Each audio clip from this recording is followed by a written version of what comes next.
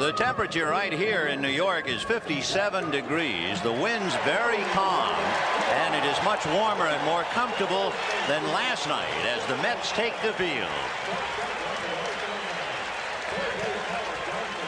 We are honored and graced by this year's Nobel Peace Prize winner, Elie Wiesel, throwing it to Gary Carter.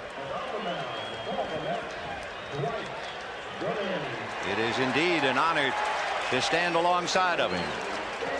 Here's the way the Red Sox will stack up. Wade Boggs leading off at third base and Marty Barrett at second base. Bill Buckner, who spent the pregame acting as the hitter for Roger Clemens, was in the bullpen. Rice in the cleanup spot, followed by Dwight Evans in right field. Rich Gedman will be behind the plate. Dave Henderson will be in center field. Spike Owen the shortstop, and Roger Clemens the pitcher. The big guy, 24-4, and we'll take a look at the Mets with the leather. Defensively, and you'll see some of the changes that manager Davey Johnson has made. Heap is in left field, Dykstra is in center field, Strawberry in right field. Johnson at third base. Ray Knight is on the bench. Santana at shortstop. Backman is at second base. Hernandez at first base. Carter behind the plate, and Dwight Gooden on the mound. I guess you could spend about an hour talking about Dwight Gooden. There are a couple of things to talk about. His career high in strikeouts, 16 in a game. He's done that 3 times. For Dwight Gooden, he was the number 5th pick in the nation in the draft.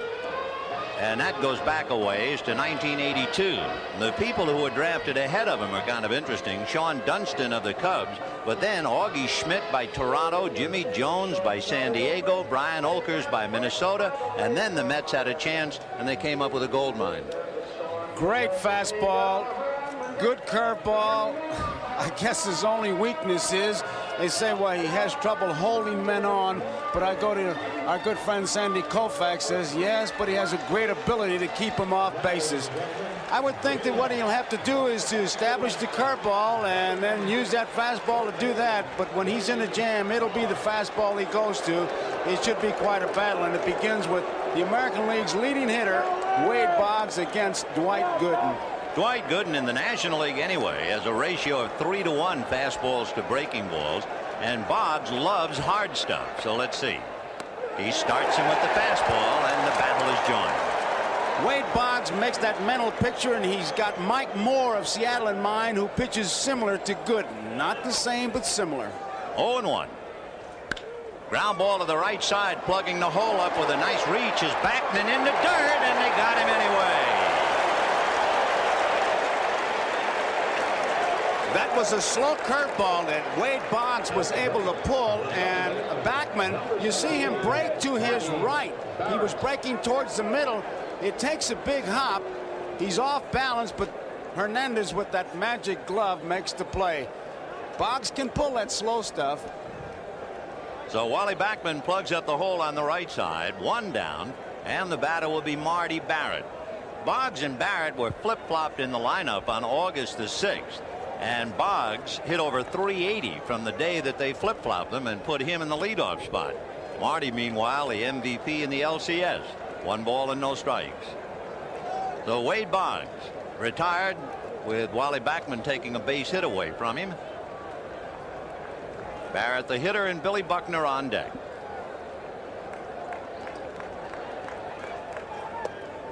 Little low, ball 2. That shot we had on the bench, you could see Gedman really straining to take a look at Goodman and talking to Boggs. This is a very conscientious young man. I remember Fisk saying he just bothered him all the time. He wants to know everything, and I'm sure he wants to know how big did that curveball break, because it looked like a let up on the curveball. But to Barrett, Gooden has thrown nothing but fastballs. 2 good ones. He'll always miss the strike zone. 2 balls and no strikes the count. And that's in there at the knees, 2-1. It's interesting that Dwight Gooden began the league championship series. He was the loser in that brilliant 1-0 Mike Scott first game, and he went 10 innings and did not have a decision in game 5. First time he ever worked an extra inning game in his career. Ground ball to Backman, big hop. Got him anyway. Boy, I'll tell you one thing, the infield here at Shea is still hung over from the celebration. We talked about it last night. There's some bad hops in there, but don't blame the grounds crew. Here's a good close-up out over the plate. He goes to the right side. It hits right at the lip.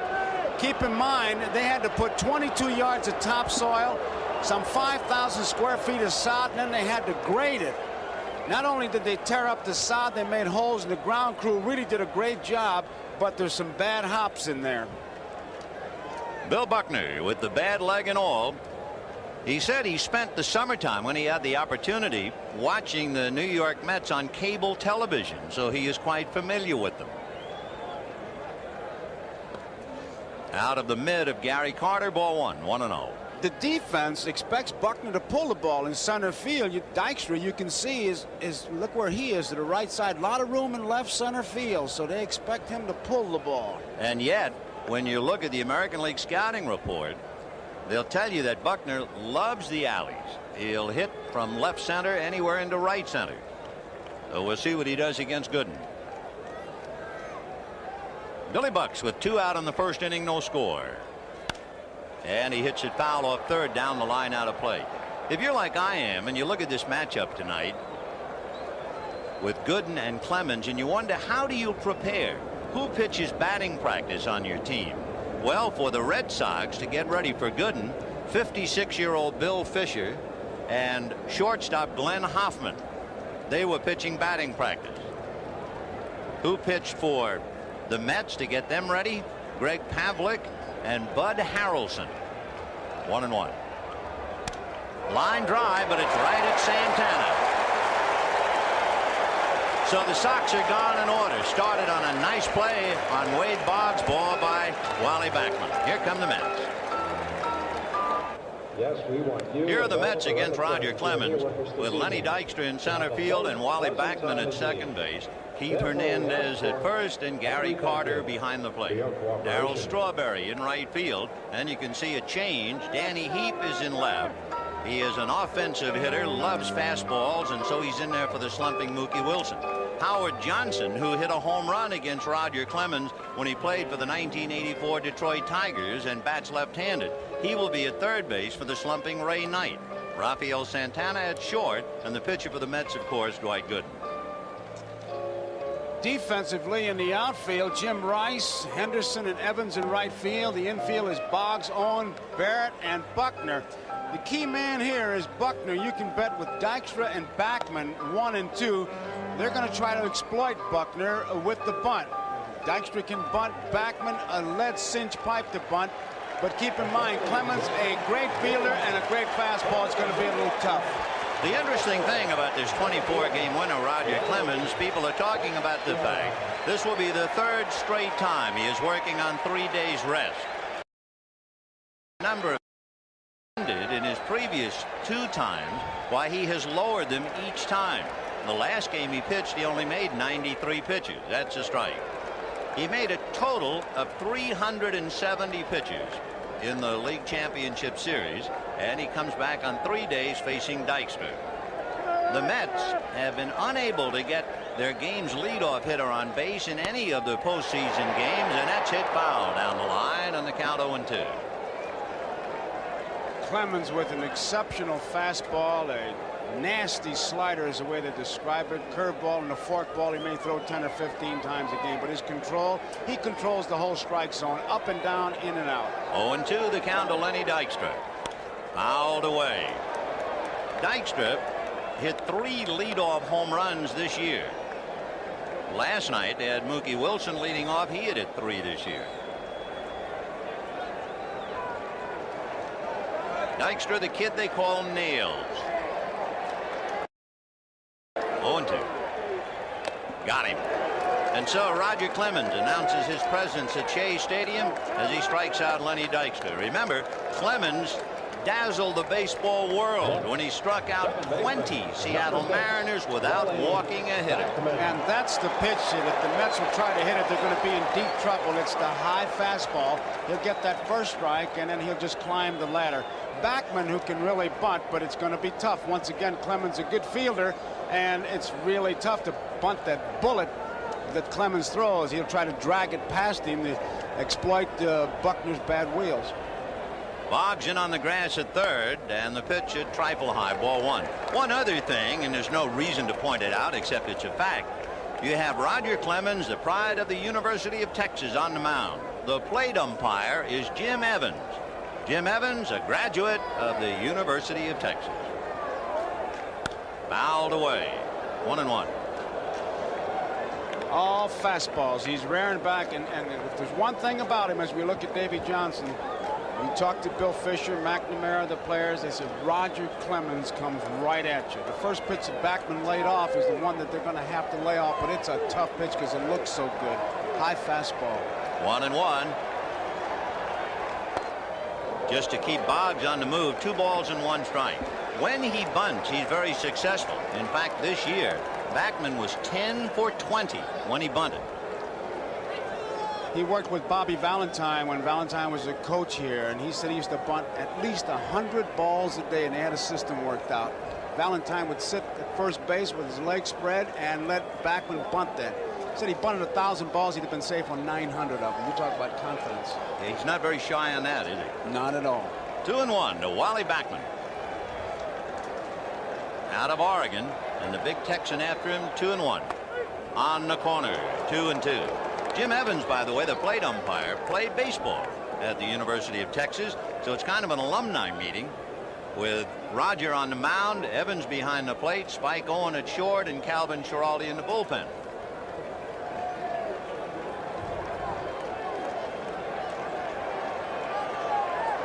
Two balls and 2 strikes to Wally Backman. Fouled away, and boy, he was overpowered on that one. He didn't get around on it. And when you talk about Clemens' fastball, he'll go with a riding fastball, and he can sink it. So far, he has really not let the Mets see anything but that real hard stuff. 2-2. There's a breaking ball. First one he's thrown, and he missed inside. Little slider. 3-2. So Backman trying to get aboard with Keith Hernandez on deck, to be followed by Gary Carter.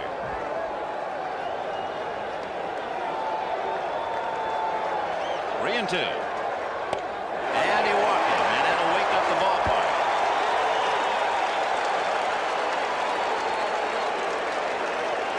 So you have Backman at first, Buckner coming over to hold him on, and Keith Hernandez coming up. Hernandez, definitely the leader on this ball club. Very much so. He's the one who gave him a little bit of a pep talk before the game, a motivational kind of thing, because the papers and everybody talking about a slump, and then something appeared in the paper about some of the Red Sox players saying this is a club that won 108 games. It didn't set too well. And you can sure Keith tried to use that quote. We'll see now if he can use the bat. Backman at first, 1 out in the first inning, no score. Fastball that got away from Gedman, not far enough, and holding on is Backman with a left-hand hitter up there, while he might have lost sight of the ball for the split second and decided to hold. They have Clemens timed his delivery to the plate, his first move to the plate, between 1.23 and 1.39. That's towards the plate. They have Gedman time between 1.87 and 2.8. Contact to contact. When that ball hits his mitt, that's how long it takes him to get rid of it. You talk about down to the fine points. Backman just underneath Buckner's tag. You know how you can sum up Roger Clemens' year without getting into numbers? How about this? He lost his first game early in July. He lost his last game early in August. And that was it.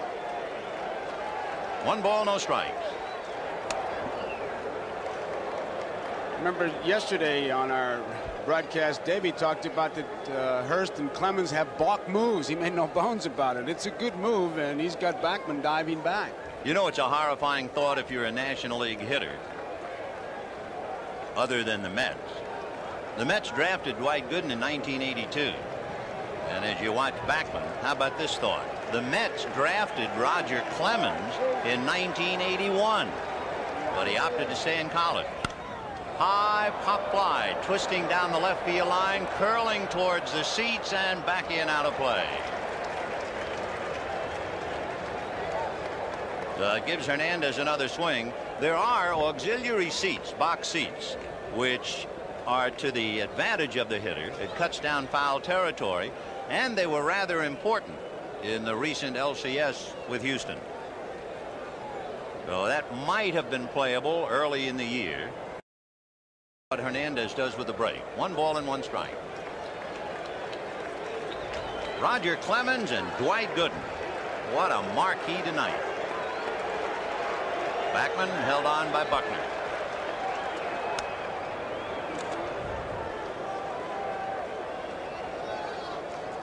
Hernandez is a hitter. It's tough for a catcher with him up there. He's pretty straight up. He kind of screens you, and you'll need some help from the bench if Backman breaks. Still 1-1. Keith Hernandez hits and run, but only occasionally. That's the best way you can put it. They just as soon keep the first baseman anchored on the bag and give him the hole on the right side. Meanwhile, Clemens has thrown over 4 times to try and take a little bit off Wally Backman at first. He's got a good move. This is the last one. Backman is back easily, and the confidence on the mound now is, I'm sure, one of those things. Hey, look, it's okay to keep throwing over there, but don't lose your concentration now and worry about the runner more than you do the hitter. So he has made 2 pitches to the plate, 1 ball, 1 strike, and 4 throws to first. 1 out, first inning, no score. If you joined us a wee bit late, the Sox went out in order. Boggs lost a hit on a good play by Backman. And he goes. Shortstop covers the throw down. They got him, and easily. Spike Owen opened up the left side, and Rick Gedman does it again. He makes a good throw. He kind of broke back. You see that left foot as he started for second base. He didn't get real good footing. Gedman got rid of that ball in great shape. Watch him now. He's almost 3/4, and he gets more on that ball than you think he does. And actually, Owens had to wait for Backman. That was a sensational throw. Right on the money from Rich Gedman. And of course, he had a good pitch to handle it. Good fastball. Now the pitch is high, ball 3 to Keith Hernandez. 3-1. Infielders love that ball when they get it and just drop their glove. They love it. Remember, Keith led the National League in walks, though he's a very patient and selective hitter. 3-1. Meanwhile, Wally Backman muttering to himself. Cut down at second base. 2 out in the inning. No score. First inning. And he has a look for ball 4. So back-to-back walks. But you have 2 out, a runner at first, and Gary Carter coming up. Clemens high in walks this year. He walked 6 in a game. But the amazing thing in that game, when he struck out 20, he didn't walk anyone. Here's Gary Carter, struggling with the bat, as you know. Nevertheless, representing a threat. What the Red Sox do is they fill up the middle. Marty Barrett is over to his right. Spike Owen is deep and slightly to his left. Carter, certainly in the postseason play, has been hitting the ball up the middle at all. And last night, he broke his bat while singling up the middle to center. Ball 1. I asked him about that. I said, it looked like it hit off the end of the bat. He said, I thought I hit it pretty good. It was a brand new bat. It just exploded as you take a look at that defense.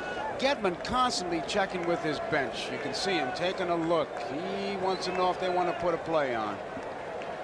1 ball and no strikes to Gary Carter.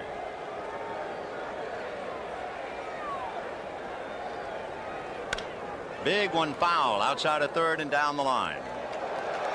Well, nice play. Holding on Hernandez.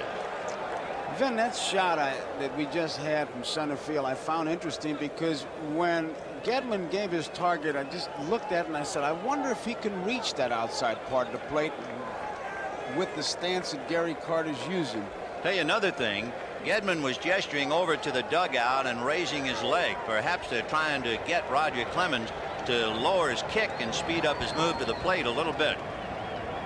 Ball 2, 2-1. I'll tell you one thing, and that's what Gedman's going out to talk about. When a pitcher is high, like Rich Gedman, ideally, as a pitcher is delivering, as his knee comes up, the pitcher is taking the ball out of his glove. If he is carrying the ball, in other words, as his hands are together when the knee comes up, if he carries the ball in the glove, then his arm is too late in his follow through. He hurries and he's high. And I think that's what Bill Fisher was telling Gedman to tell him. You've got to get the ball out of your glove when you raise your knee. That, and the other trouble spot is that left shoulder. Fisher said he watches that. If he gets wild high, it's because he's opening too soon. 2-1 to count. Breaking ball, and that's high. Ball 3, 3-1. Take a look at his motion and see if he is, quote, carrying the ball, unquote. Now watch the knee. See, the ball is still in the glove. And that's his problem. And that's one of the big problems that Fisher is always looking for. And that's the exact expression he uses, carrying the ball. 3-1. Breaking ball. And that time he got it over. 3-2. He carried that baby right in there. So Hernandez will be going on the pitch. 2 down, first inning, no score. On deck, Darryl Strawberry. So if you Carter, even though he just came in with that slow curveball for a strike, I would think you're looking fastball. Yeah, with 2 strikes, he better be looking baseball. Hernandez ready and goes. Fastball, and it's hit in the air to left center. Moving over is Henderson to make the play. So Hernandez is left at first. Clemens fights his way out of the jam, and Gary Carter shakes his head and chews his gum. Well, it makes no difference. I'll come in relief tomorrow's game if they want me to. In this type of situation, the World Series game, rest is not going to make a difference. It's going to be a lot of adrenaline flowing, and whether your arm's tired or not, you're not going to know it. You're just going to have to stay fundamentally sound and throw the ball where you're supposed to throw it and keep it in the strike zone. Strength-wise, it's going to be adrenaline. And I'm sure it's flowing for Roger as he now talks with his manager down in the dugout. And it's also flowing for Dwight Gooden, ready to pitch to Jim Rice, Dwight Evans, and Rich Gedman. The average number of pitches for a Red Sox pitcher, according to Bill Fisher, is 15. Clemens made 22, 11 strikes, 11 balls. They'll be watching that. Rice takes off, ball 1, 1-0. Top of the second inning, no score in the ball game. Jim with big numbers, as usual. Ball 2, 2-0. Dwight Gooden had only 38 games in the minor leagues before he came up. And early in his career, he was at a stage where he had won 9 and lost 8. He's in the dirt. Ball 2, 2-1. He went from 9 and 8 since that time to win 49 and lose 11. He has become an Olympian, this kid who came to the Mets in the year of the Olympics in '84. 200 strikeouts this year. He is the only pitcher in the National League to have 200 or more strikeouts in his first 3 years. And when you realize he's not even 22, he is truly remarkable. That's in there. For instance, when they were 22, Spahn, Alexander, and Cy Young didn't have any wins. Walter Johnson had 32, Christy Mathewson had 29, and Dwight is 158. Kid Nichols, the old Boston team back in 1890, had 57. The point being that Gooden is already off to a tremendous start.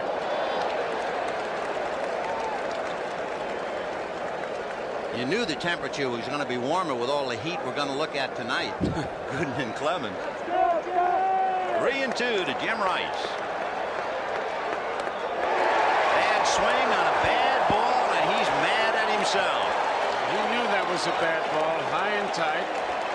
Gooden, when he delivers it, watch him look away. He looks away there, and he doesn't pick up that plate until a little bit late. And there you see it.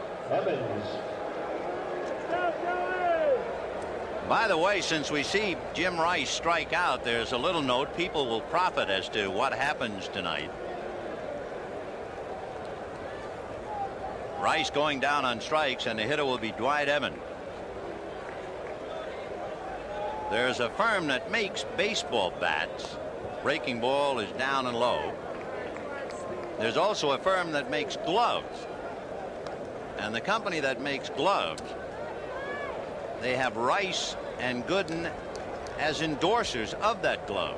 So Spalding will give 16 gloves to youth organization when Rice strikes out, because that's Gooden's numbers. So 16 gloves are on the way to the kids. If Rice gets a base hit, since he wears number 14, 14 gloves will go to the kids. So no matter what happens with Rice and Gooden, if there's a strikeout or a hit, the kids will profit by it.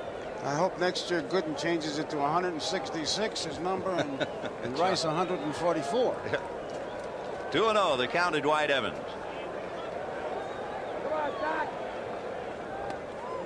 Crowding him inside and finding the corner anyway.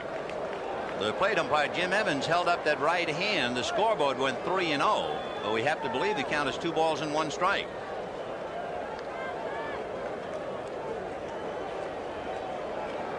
Evans is the best 3-0 hitter on the club.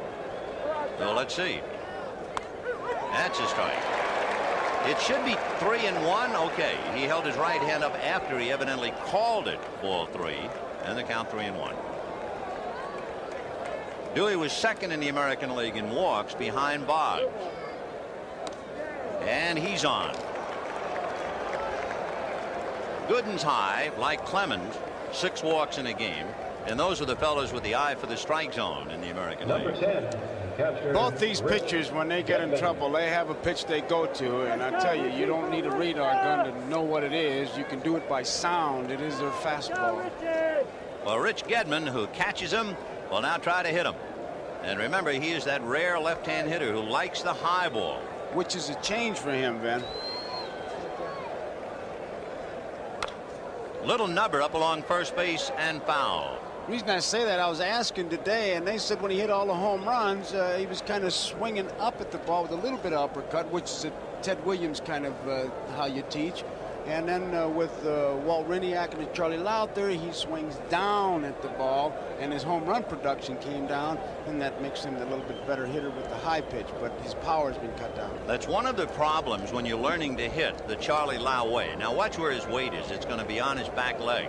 Sometimes if you get so much weight on your back leg that you actually feel a little strain on the front of the right leg, it's almost like trying to get up out of a chair. You get up over the ball. Foul back, 0-2. Let's take a look at that swing. They all get back. Watch that top hand come off. There it is. And of course, what it really means, like hitting a golf ball or a baseball or even a tennis ball, the transference of weight. And the K's are out. 0-2 the count. Gooden has struck out 1. Clemens has struck out 1.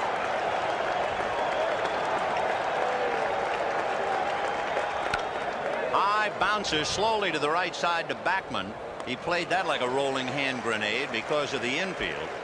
So Evans at second base with 2 down, and Dave Henderson will be coming up. If you remember last night, Dave Henderson was the on-deck hitter rushing to home plate to signal to Rice, who was scoring, and he collided head-on with Ron Darling, who was backing up the play. And of all the lines written about it, John Lowe of the Detroit Free Press wrote, "You never know who you'll run into in New York." That summed it up. John McNamara wants to come out and talk to Jim Evans. The ball. I don't know. I wonder if it's blowing into his mouth or what if they've got that rule. Let's see. I just read John say ball. And that's what they want to do. They want to look at it. Look at his hand. Yeah. Now they're going to call Davy Johnson out, evidently. After all the complaining the Mets did about Mike Scott scuffing the ball, now it is John McNamara calling Dwight Gooden about something to do with the ball or a substance on his hand. Let's see. I remember once a game with Don Drysdale, who wore a copper bracelet because he had an arthritic wrist, and the other team made him take the bracelet off, and people all over Southern California were furious because they thought that was really picking on him. They kept that ball in play, so it wasn't the ball, whatever he did. And I imagine it's a move of McNamara's to try to get inside Gooden's head. Well, they were certainly looking at the ball. He's looking at, is it a piece of tape? He's talking about rubbing the ball up. But now the ball, it looks like it's scuffed right in the middle. He's showing him something, or is he? He kept the ball in play, though. Yep. It was a ground ball. Remember to Wally Backman. He threw to first. They threw it over to Gooden, and then all of a sudden McNamara said something about the ball, and Jim Evans went out there. All right, here's Dave Henderson. Apparently, Dwight Gooden had a small piece of tape on his finger, and they asked him to take it off. The umpires have allowed the pitchers to go to their mouths on the mound, blowing on their hands because of the cool weather. 0-1 to count to Dave Henderson. Fouled away a little late. Hendu had 15 home runs during the regular year. He got some sign. I tell you, if Dwight Gooden starts to scuff up the ball as hard as he throws, I think I'd call him and get a subpoena and go out and look at him. You know, there was a little bit of byplay last night when Chub Feeney, the National League president, threw the ball to Gary Carter. He examined it as if he thought the throw ball might have been scuffed up. 0-2. High fly ball into right center. Lenny Dykstra has to run it down, and he's there. So they leave Dwight Evans in the second inning. A bit of controversy by the boards. No score at the end of an inning and a half. We followed Dwight Gooden into the dugout, and we found that the controversy was over a piece of tape on the ring finger of his left hand. Now, the left hand is in the glove. The left index finger is out of the glove. But evidently, when he would rub up the ball, the Red Sox felt that that piece of tape was an unfair advantage, and perhaps he was applying a foreign substance, so they made him remove it. I think they're just trying to get inside his head and make him think about something, because they're going to put another piece of tape on there. Well, they put that back in, and we'll see if they discuss it some more. Imagine that. World Series might be decided by a Band-Aid. All right, bottom of the second inning. Band-Aid or no, here is Darryl Strawberry, followed by Danny Heap and then Howard Johnson. Strawberry, as you know, a tough time at the plate. He has been in 7 postseason games. He has struck out twice each game.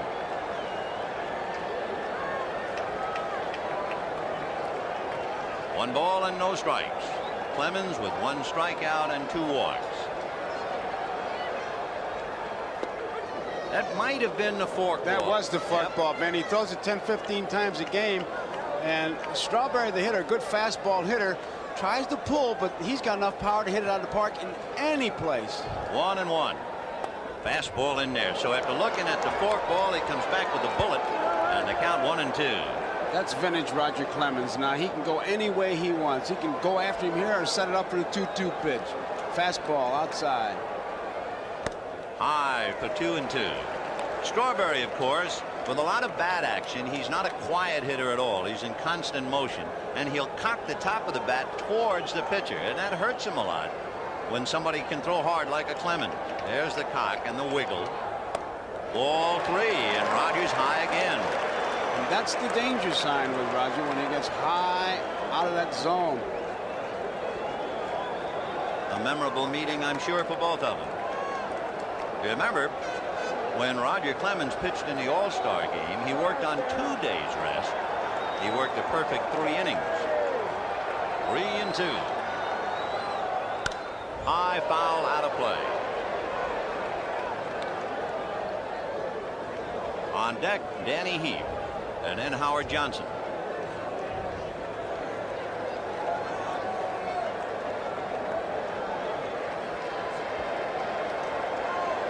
And 2. Fouled away again, and he's making Clemens work, and the number of pitches keeps mounting up. Yes, it does, but he missed his pitch that time, Roger Clemens did. You saw Gedman go low inside. That's been the target inside that Strawberry has not been sure of in the playoffs and here in the World Series. And Gedman, that was the first time they went inside, and looked like he started to lean that time to go inside.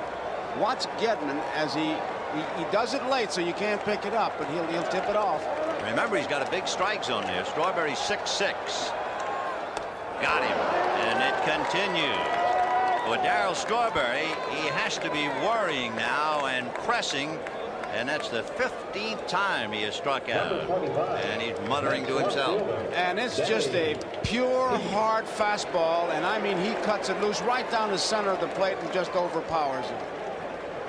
1 away, and the batter will be Danny Heap, a very aggressive hitter. One thing about Heap, he's the boy who was traded for Mike Scott. He doesn't get cheated up there. Strike. Funny kid, man. He saw Kevin Mitchell's autograph. He said it looks like an EKG. He's a pretty good jockey. 1 away, second inning, no score.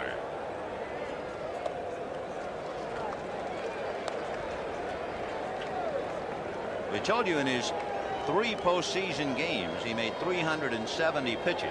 However, he reduced them each time. from 143 to the last time where he made only 93. So he's reasonably rested on 3 days. High drive to dead center. Back goes Henderson, away back to the track and hauls it in. A thoroughly big league play because he turned his back on the ball and went after it. And it's a tricky park. Well, he was talking about the outfield out there. He had a little bit of trouble when he turned. He finds it. Look at him. Watch his footing. He wasn't sure of the footing. Glad to get on that warning track. You see him look straight down. Every pitcher has one part of the park they call their out pitch, where they want to have the guy hit it. And it's pretty obvious. The out place here is dead center field. 410 dead center. Danny Heap shakes his head after a long out to center, and the batter is Howard Johnson, a member of the world champion Detroit Tigers in '84. And Davy Johnson remembered that Howard Johnson had homered against Clemens 2 years ago. It's a long time ago, but he's got a left-handed bat in there instead of Ray Knight. 0-1. Change, foul back. Tell you, when Gedman gives that sign to Clemens and he puts that glove there like that first fastball, he didn't have to move it. You get a guy like that, you could catch him with a pair of pliers. They don't hang out the K signs, but Roger has him 0-2.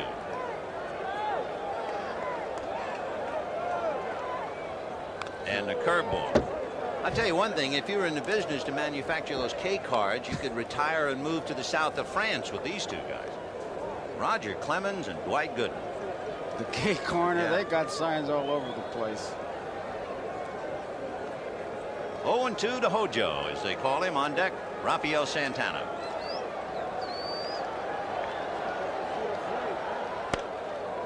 One and two.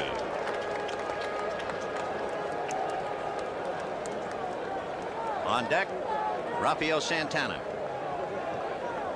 Fidgety as a cat.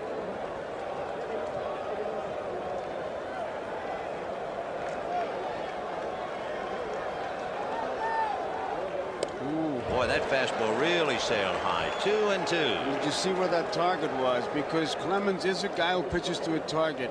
And those are things when you go back to the benches. We look at Carter and Hernandez and Stottlemyre, and they're talking, obviously, he's talking about the fastball riding high. Gedman will go back to the bench and say, hey, well, he really missed with that one. Let's watch him. 2 balls, 2 strikes. He wanted him to shake him off. He wants it to happen right here. He doesn't want to go 3-2.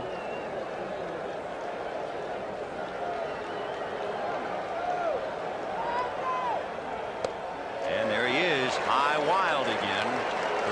3-2. And the pitches mount up. We'll see if they take a toll. Clemens muttering for a moment. Meanwhile, John McNamara wondering just how much can this young star take. And Davy Johnson wondering about his kid Gooden and how he'll do. 3-2. Fouled away. Breaking ball.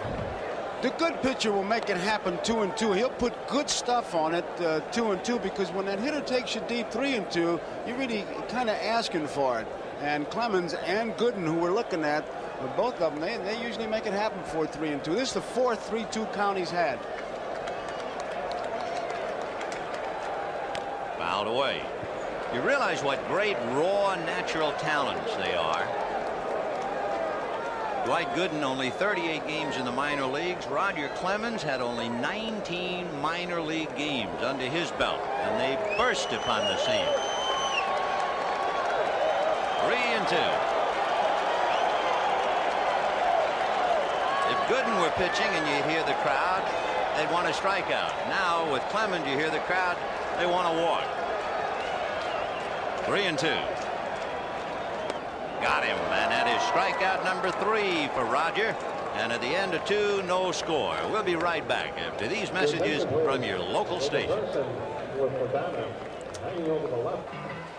Tonight's game is brought to you by Prestone, makers of Prestone 2 antifreeze. Don't push your luck, change it with fresh Prestone. And by Federal Express. Why fool around with anyone else?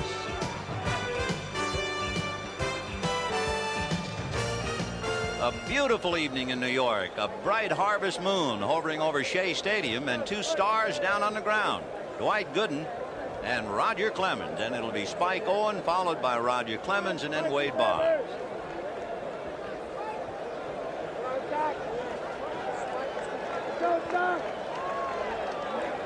Top of the third, no score.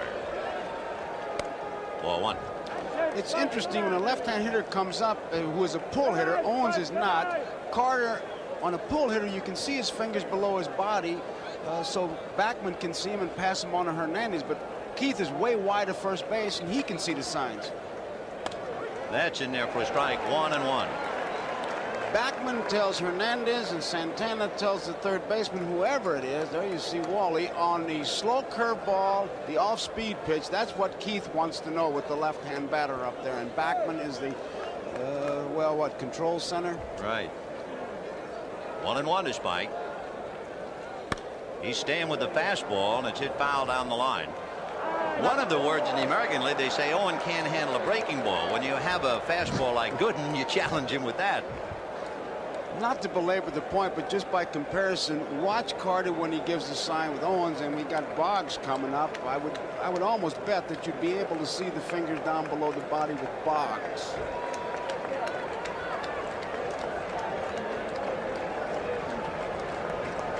Gary doing a little politicking. Gooden, and of course comparison has to be made tonight. Has struck out 1, and Clemens has struck out 3. Gary hanging out a sign for all the world. 1 finger, is that a fastball on the knuckles? 2-2. Not very much changes. Fastball 1 is a curveball is 2. One big change about Dwight Gooden with a 2-strike count on Spike Owen.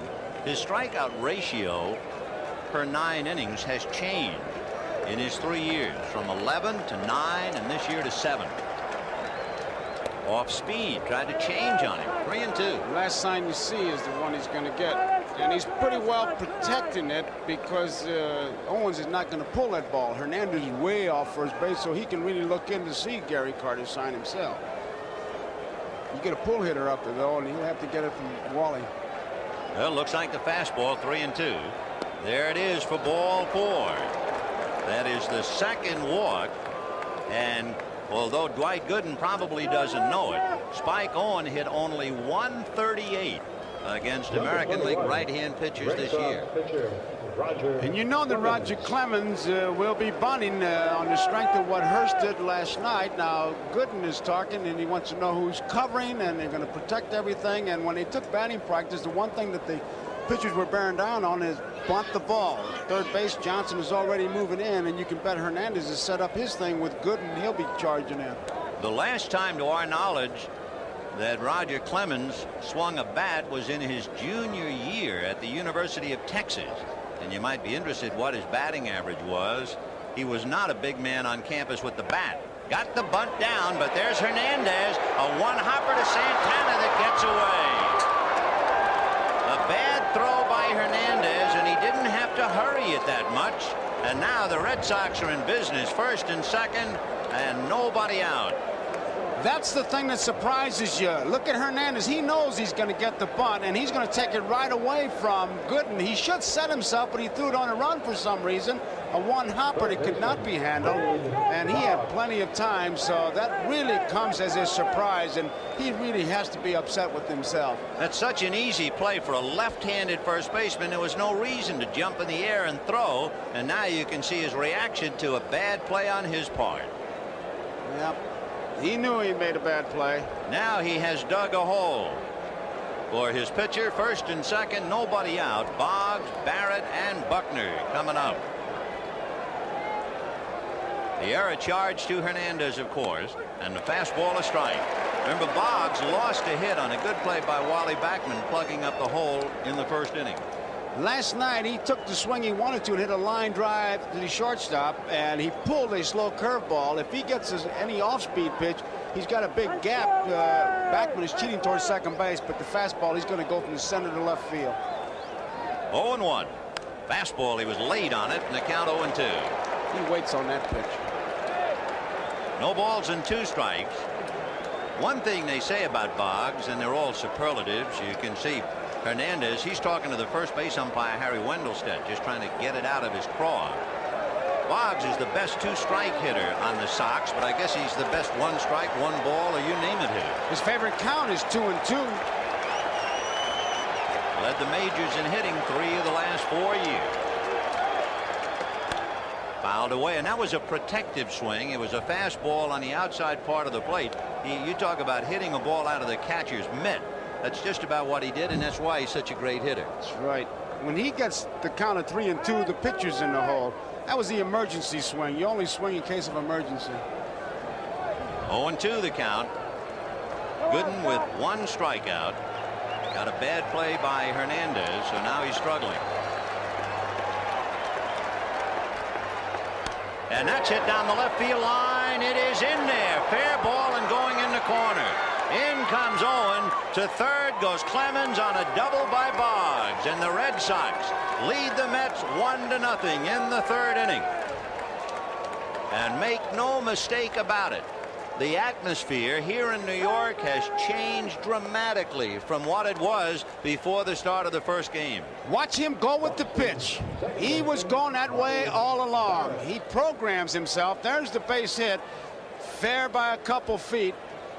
The day before, he works it out, and then with Walt Riniak, his guru, he sits with him, and before the game starts, he has a mental picture of 4 swings and the perfect swing, and he compares it to a pitcher who he has faced. Now, we said earlier, it's Mike Moore of Seattle who comes closest in Wade Boggs' mind to Dwight Gooden as far as delivery. Well, with runners at 2nd and 3rd, nobody out. The error by Hernandez, a big play. Here's Marty Barrett. Breaking ball, ball 1. There was almost a defiant air in New York from the fans, particularly, of how good the Mets were. They were Destiny's darlings, and they were going to, in some quarters, even sweep the Red Sox. But the Red Sox feel that they have a chunk of destiny going for them. And when they won 1-0 last night, all of a sudden the city of New York was not quite so sure. 1-0. And that's hit into right field, and that's a base hit. In comes Clemens, holding at 3rd. Will be Boggs, and you have 1st and 3rd, 2-0 Red Sox in the top of the 3rd inning. And once again, it's Marty Barrett who's in the middle of it, and Johnson motioning it. We're going to try to get 2. The big base hit by Boggs gets us started, and Barrett, one of those guys, just comes up and keeps it going. And you knew he was going to get a piece of that ball, and he was going to hit it to the right side and right side deep. If he gets a ground ball, they were going to pick up a run. I tell you, the playoffs and the World Series have really shown what a good ball player that Barrett is. And what a fine club the Red Sox are. As we mentioned at the outset, in history, down 3, won the postseason contest. Pittsburgh and Washington in 1925, the Yankees in 1958, Detroit against the Cardinals, Pittsburgh, Baltimore, and of course last year Kansas City at Toronto and Kansas City against St. Louis. Well, here come the Red Sox. 2-0 Boston, and Bill Buckner trying to really drive one into Gooden with 1st and 3rd and nobody out.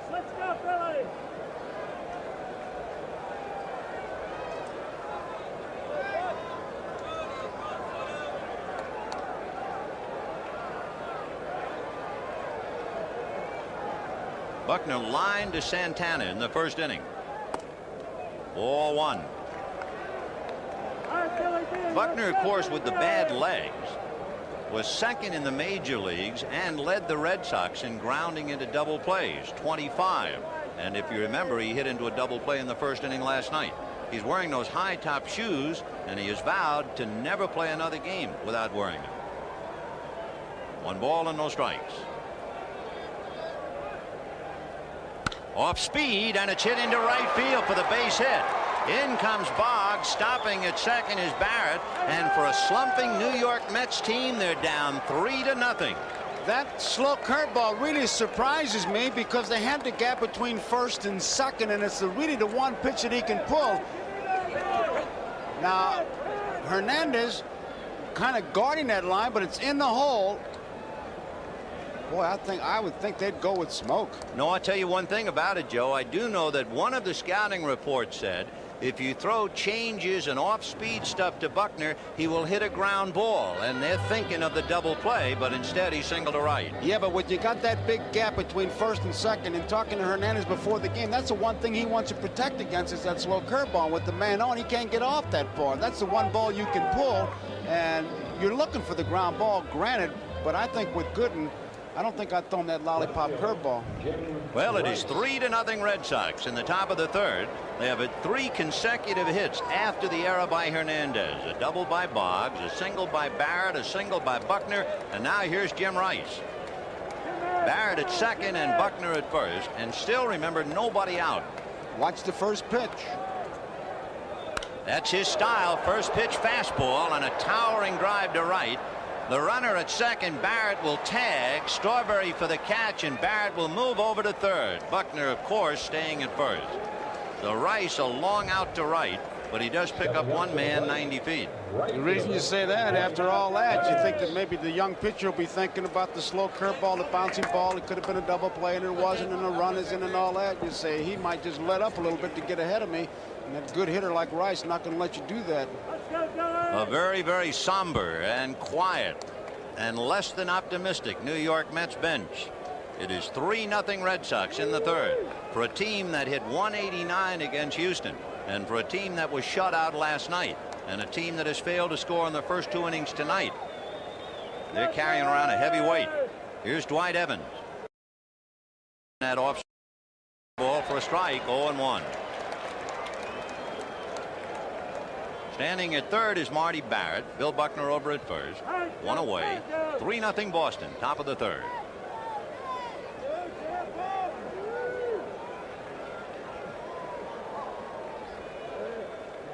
And a breaking ball, and he was over anxious and chased a bad one. Now that was the curveball. That was a hard curveball. Now you throw that to Buckner, and I can't second guess that. But that lollipop rainbow American Legion job, you got to wonder. 0-2 the count to Dwight Evans. 3 runs in the bank for Boston, and they have runners at first and third with 1 out. 0-2. Time.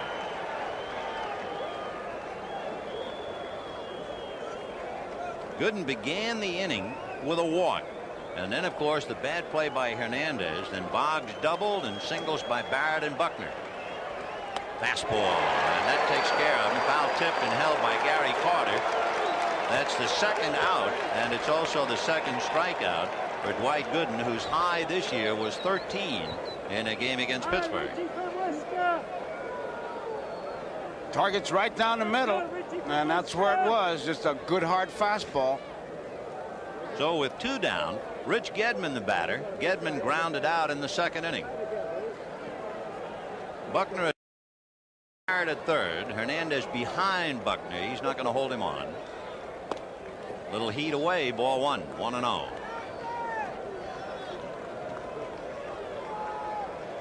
Gedman swinging a big bat and carrying a gun.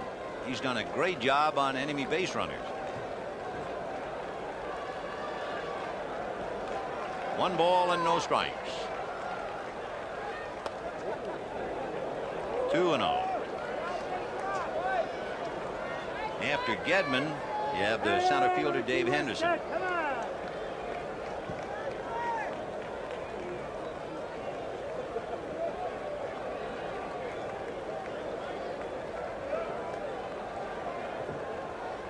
Fastball fouled away. Tim Tuffle was very careful and did a very good job in interviews after the game last night. The kid who committed the error at second base and bent the game. And he was talking about the crowd here at Shea, and he said, I don't want to sound like I'm imitating Yogi Berra, but he said, you hear this crowd even when it's quiet. Well, I'll tell you one thing, I don't remember it being any more quiet than it is last night and again tonight. 2-1.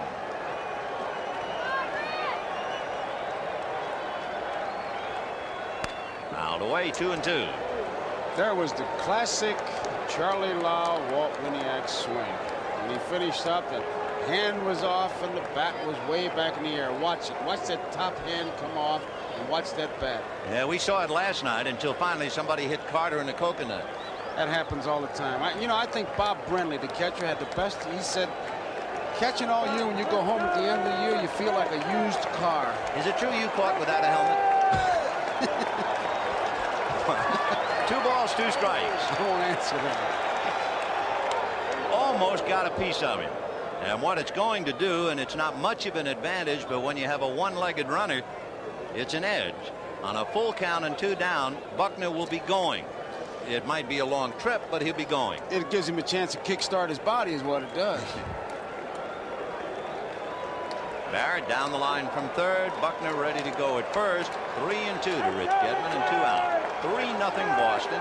Top of the third.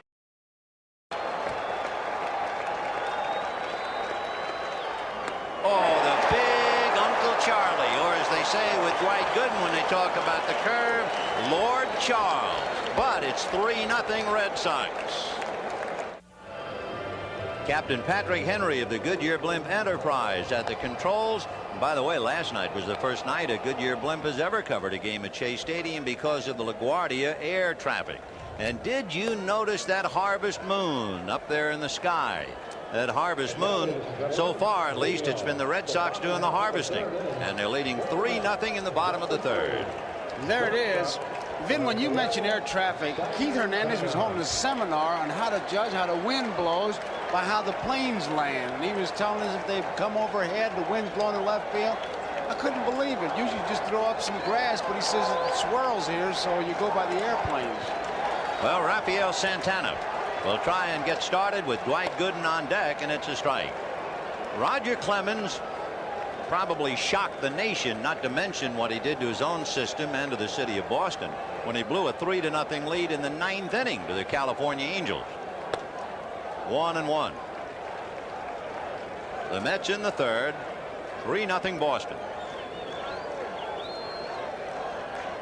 Santana will bunt, and he will either drag or push sometimes, and the infield is back. Foul back. However, if you are a bunter, you would much rather bunt on a breaking ball, and here you got a guy with high heat. He doesn't figure to get many chances to lay him down. It's going to be tough. We mentioned especially with Dykstra and Backman, excellent bunters. Roger, in addition to throwing hard, he's a good fielder who protects his position. 1-2 the count to Rafael Santana. Fouled away. Santana, yet another youngster coming from the Dominican Republic to play in the big leagues.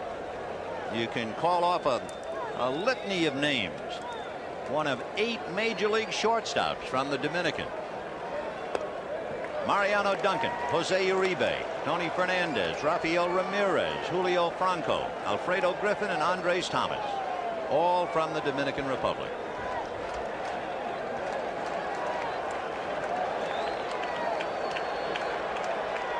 Fastball hit over the mound off the glove of Clemens, deflected to Owen, who has trouble throwing it. It's too late. And the ball pops out of Buckner's mitt anyway, but Spike Owen double clutched and still couldn't get it. It was deflected by Clemens, and that's what made the difference. He couldn't get the ball out of his webbing. Watch it. Just enough. And he really threw a palm ball over there is what he did. He really couldn't get anything on it.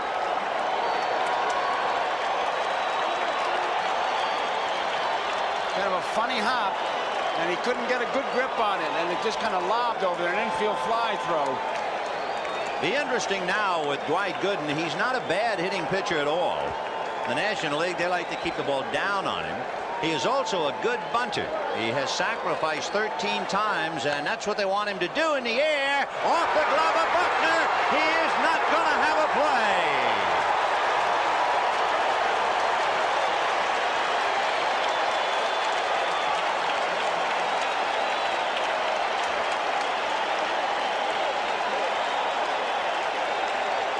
He pushed that ball. He tried to make the catch, and when he saw himself falling, and they're certainly going to bunt it towards Buckner's way, it was not a good bunt, but perfect with the results. And suddenly the Mets and their fans come alive on 2 infield singles, one off the glove of Clemens, and now the bunt to Buckner. And Davy Johnson rubbing his eyes, hoping the Mets will wake up offensively. And Lenny Dykstra followed by Wally Backman. 3-0 Boston. The big meeting on the mound, you're going to try to set up a defense, and Dykstra, a tough man to double up. We got it going. John McNamara placidly looking on. He is not one to show much emotion. In fact, you alluded to the quiet Marine, Gil Hodges, last night. He runs that ball club, and Davy Johnson has put his play on. Boggs is expecting a bunt. He's kind of moving in there. Dykstra can do most anything. Fake the bunt and hit it down there. I don't know if he's bunting. I would not be looking for it. Santana at second, Gooden at first, nobody out. And he's going to bunt. That's a good one. Over to get it is Boggs. The throw to Buckner got him. However, he runs his mutters along. And there are second and third with one out. And Wally Backman coming up. He was bunting for the base hit, and it was a beauty executed because it took a good play by Boggs. Watch this. Boggs is back. Dykstra thinks right between Clemens and Boggs. Good play by Boggs. They'll rule out a sacrifice to advance the runners. And now with second and third, as Dykstra has moved them up a notch, the batter will be Wally Backman, followed by Keith Hernandez. Santana at third, Gooden at second. Remember, all last night we marveled at how the Mets failed to challenge Buckner with bunts. Well, it has already put the Mets in an offensive position here in the third, but the Red Sox lead 3-0. And the ball hasn't left the infield. Ball one. This is a kind of an inning that could get a ball club started. And Buckner is deep on the right side. He can't afford to charge a left-hand hitter if you think that Backman can pull. Remember, he was second in the National League in sacrifices, so you know how well he bunts. San Francisco's Rob Thompson led the league. Fisted, foul down the left field line and slicing well out of play. And the count 1 ball and 1 strike. In the inning, Santana, a high hopper over the mound, off the glove of Clemens, grabbed by Spike Owen, who had trouble with it, threw late to first. Gooden bunted, a little pop bunt. Buckner a sprawling attempt and couldn't handle it. Dykstra bunted them along.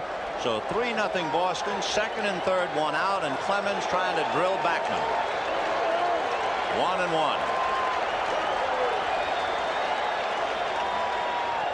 Ground ball up the middle, base hit. In comes Santana, and they're going to hold Gooden at third. Bud Harrelson down the line to stop Dwight, and that will bring up the man whose error contributed so heavily in the top of the third, Keith Hernandez.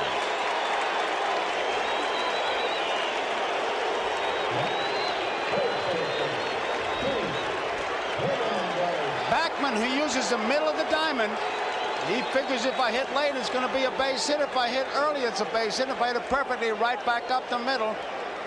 Hernandez's error was the Mets' second error, and here it is. They committed only 1 error in the championship series. There's his throw. And that's the play he wants to forget right now as he checks in against Roger Clemens. Dwight Gooden down the line from third. Wally Backman at first. 1 out and 1 in. That's the fork ball in there for a strike, and the count 0-1.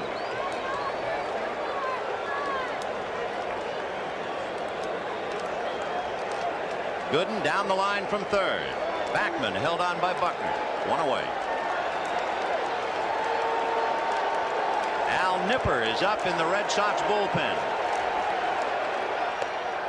1 ball, 1 strike. Nipper was up same time yesterday, back of Bruce Hurst. There's Al.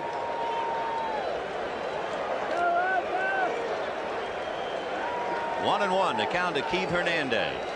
Hernandez walked in the first inning. He wants a birthday present early. He'll be 33 tomorrow.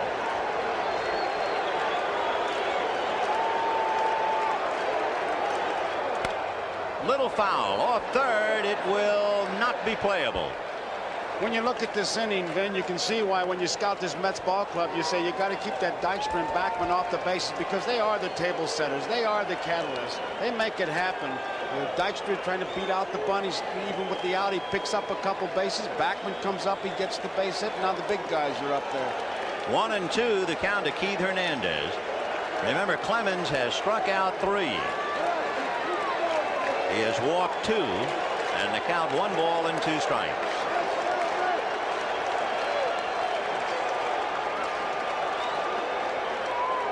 Fastball hit off the leg of Clemens. Over to get it is Boggs. Off balance throw, got him.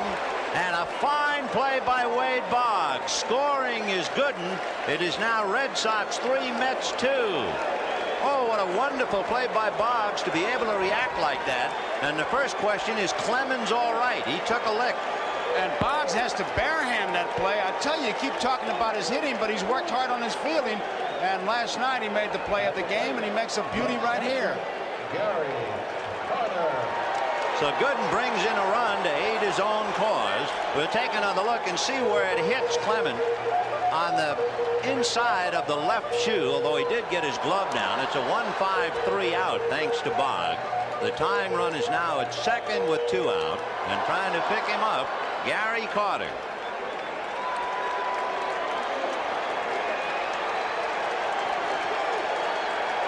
The Mets had gone 11 innings failing to score, and now break that with a deuce here in the third.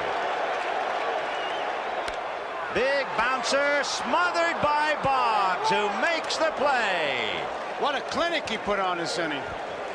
So the Mets are bogged down, but they do come up with 2.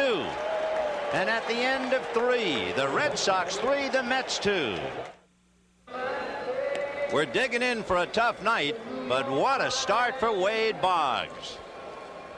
He really made some good plays.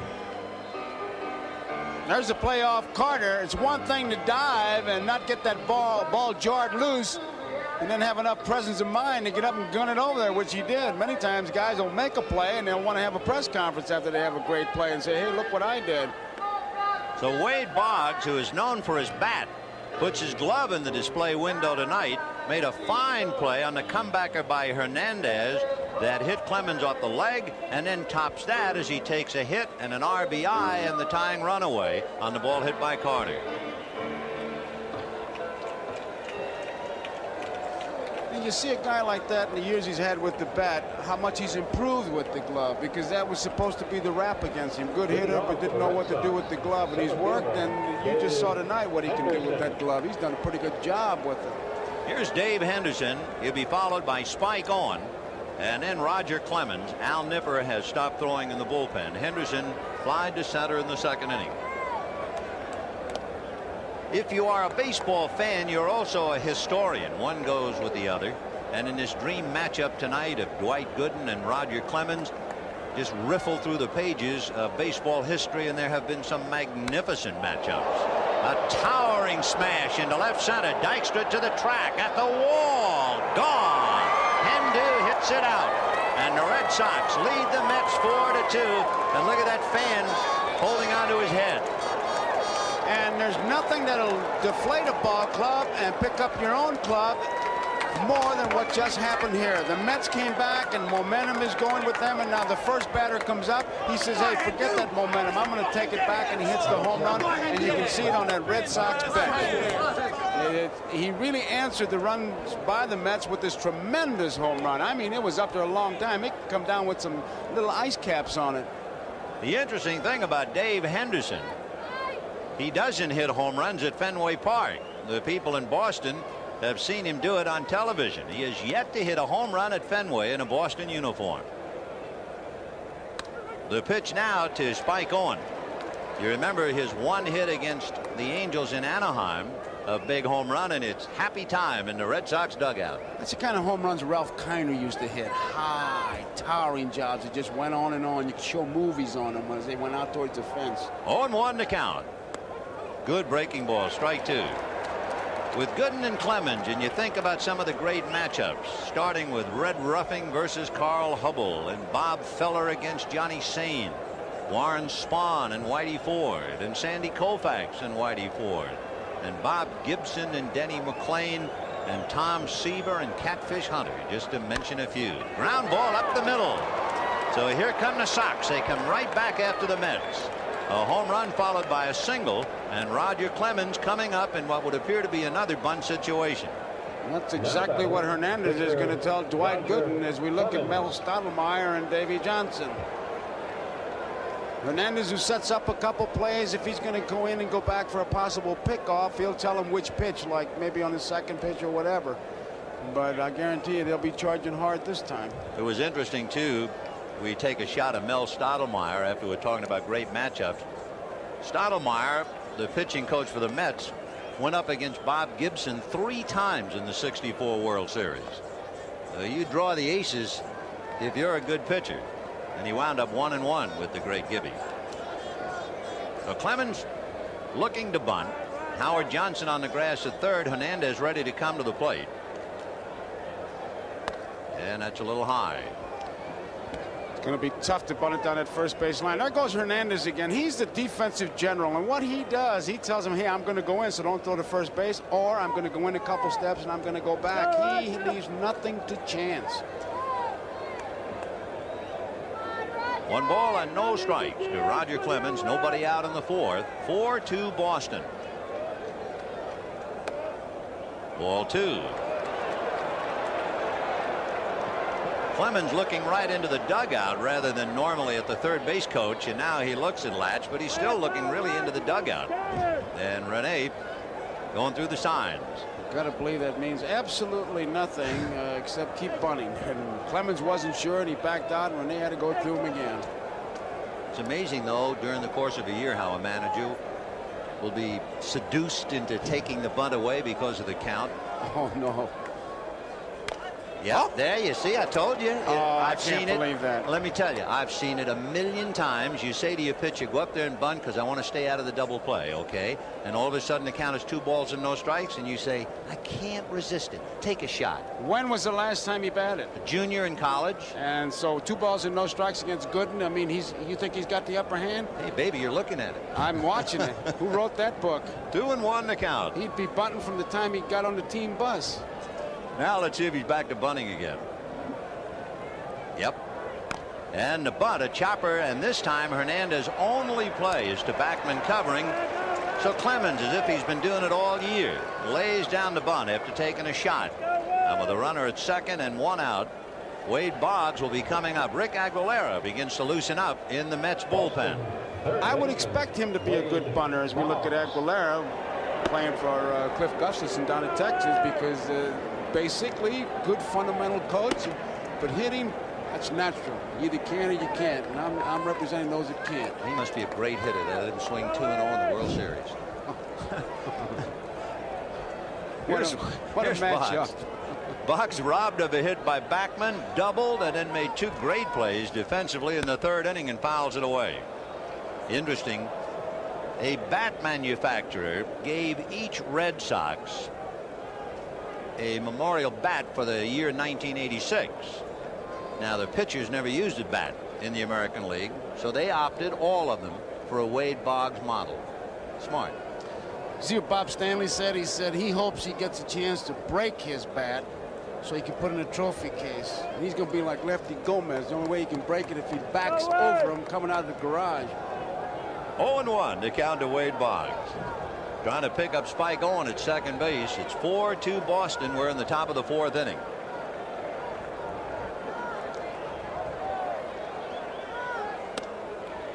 One and one.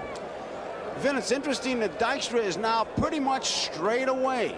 I mean, he was a little bit over in right center. There you see him. Now, Boggs uses the center of that diamond. That fastball, he'll go from the middle of the diamond over. The breaking ball, he'll pull. 1-1 to count to Wade. And there's the breaking ball, but he missed outside with it. Ball 2, 2-1. Aguilera throwing in the Mets bullpen for 2 reasons. If the Sox get out of hand, they'll have to go for the hook. But also, Gooden is due to bat 5th when the Mets come up in the bottom of the 4th inning. So Johnson, looking ahead, might be thinking hitter. 2-1.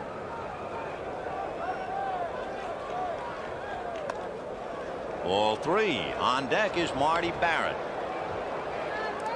The shortest outing for Dwight Gooden this year. 4 innings. The Giants chased him out, and the Reds did it in 4. Well, we're in the 4th tonight. 3-1. And on the hands, and they got to play at third. Santana goes to Johnson. A bad base running play by Spike Owen. I don't know where he was going. He just took off when the ball was hit. He'd like to take it back, and there's nothing Latchman could do because it was an easy play for Santana. That's the kind of a play that the coach tells you it's in front of you. Make sure he gets through there. Now he knows he's in no man's land, and he's out from here to next Wednesday. So Spike Owen is hung out to dry without any dispute, and with Boggs at first and 2 down, Marty Barrett will be the hitter. Looks like they're trying to make a wish. Barrett grounded out and singled to right in the 3rd inning. Strike. Red Sox 4, Mets 2, top of the 4th. He wanted to hit that pitch with first base, a little gap between first and second. That's where he likes to punch that ball, and he steps right into it going to the opposite field. Remember, he got that ball down and away last night. It was a perfect pitch for him because he likes the ball away. In there. 1-1 to count. 2 down, a run over in the 4th on the home run by Henderson. Wade Boggs aboard on the fielder's choice. There's the area between first and second. You just saw the way they line up. Dykstra's a bit over in right center field. They give him all of the left field line and corner. And he goes the other way, inside first and down the line. Strawberry over to get it. Barrett will hold it first, and Boggs goes to third. So he likes that ball out there, and the Mets, who were burned last night, are burned again tonight. And Marty Barrett is 2 for 3. That is not an accident. That's just good hitting. He goes that way. A contact hitter. He was trying to hit the right field. Down the line it goes. And normally that should be a 2-base hit, but because he goes that way, they were playing over that way, and he could only get a single, but he keeps it going and gets Buckner up there. So Gooden, who has not worked since the 14th of October, he is certainly well rested, and that was the first time in his career he pitched more than 9 innings.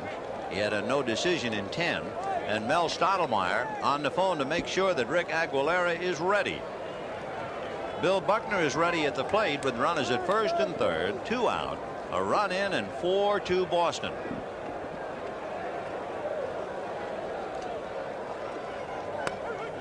In there. He's made 68 pitches, Vin, and we are in the 4th inning. So if you multiply that by 2 and then add another inning, he is suddenly in the twilight zone in the 140s up in the 150 if he got to the 9th inning. But again, remember, he is well rested. Sisk has now joined Aguilera. 0-1.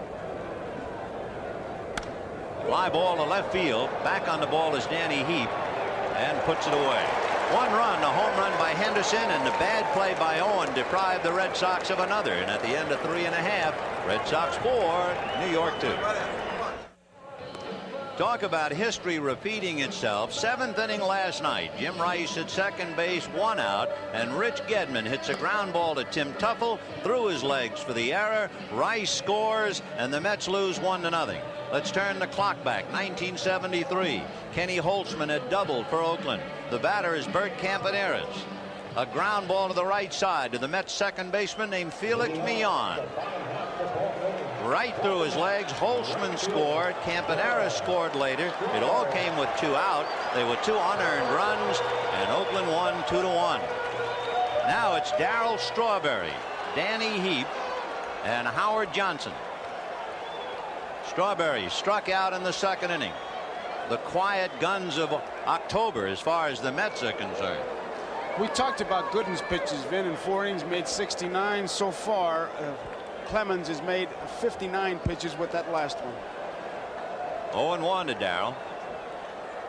There's the fork ball. High drive into deep right field. Evans on the track and will make the catch. And it's the difference between the fork ball and the fastball. If he had hit a fastball like that, he hits it out. He was just a little in front on the forker. He got under it, and Evans was able to drift back. You can't hit it much better than that. Classic swing. He kind of thinks it's gone. Evans, I thought right there he was decoying us. He had plenty of room. Yeah, Dewey had it all the way, and here's Danny Heap, and he takes ball 1. So 1 away in the 4th. Heap flied to center deep, if you remember, and all Strawberry can do is think about no near and yet so far. 1-0. Remember the old expression, when a pitcher was in trouble, they ought to always holler, stick a fork in him, he's done. Well, the fork has really come back now to haunt the hitters. 2-0, the count to Danny Heap. 3-0. If you talk about his pitches, his fastball number 1, slider number 2, his curveball, then his forkball. That's in order of how he uses them. 3-0 to Heap. 4-2 Red Sox. We're in the bottom of the 4th inning, 1 out. High, ball 4. So Rogers fighting it. He has walked 3. He has struck out 3. And the batter will be Howard Johnson, who struck out in the 2nd inning. This is the concern area, too, for the Red Sox, is that middle relief. This is what they were worried about. And we saw Nipper up briefly. He is not throwing now. The pen is quiet.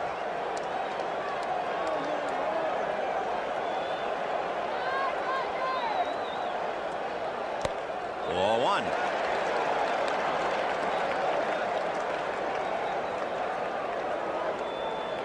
Marty Barrett just trying to let Roger perhaps cool off for a moment. Go right at him. And John McNamara, who lifted Hurst for a pinch hitter last night and said after the game, I know where my neck is. My body would have been in the Charles River if they had blown that one. That was the quote of last night. 1 ball and no strikes. Fouled away. As we mentioned earlier, Davey Johnson put Howard Johnson in the lineup tonight because of the fact he wanted an extra left-handed bat. Ray Knight is slumping, and Johnson had experience against Clemens 2 years ago in the American League. 1-1.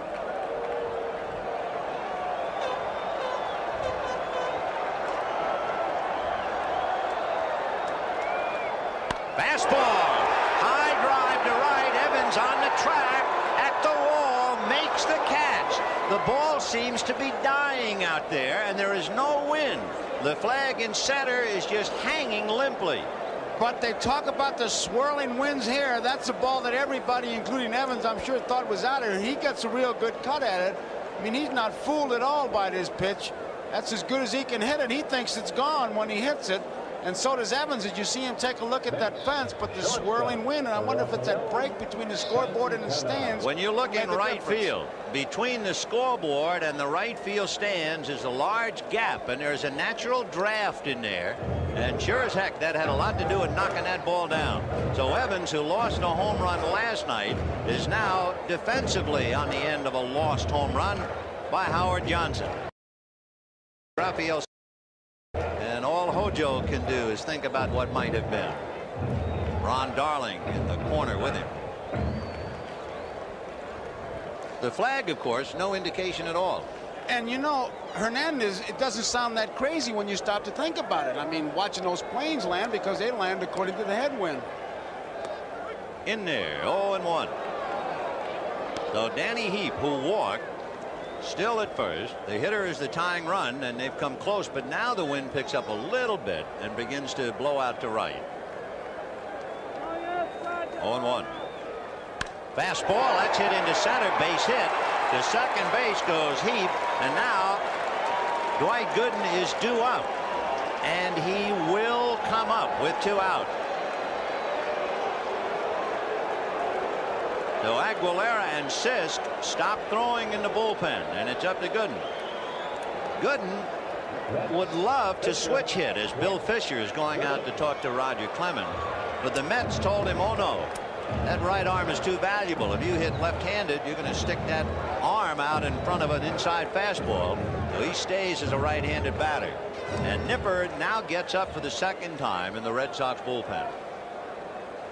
I'm sure the Fisher's trying to buy some time, because this is one of those innings that if you get out of it, you want to take a roll call, because we've been able to check the numbers. We know what Dewey Evans' number is, 24, because we've seen it a couple times on Strawberry and Johnson's hit as we look at Al Nipper in the bullpen. Fisher buying some time, and of course with 2 men out, you bear down on the hitter and even forget about those runners. Just give them a casual look. So we have 2 out in the 4th, 4-2 Red Sox. Rafael Santana is 2 for 2 against Clemens. Heap is at second base, and we've had 2 long fly balls to right for outs.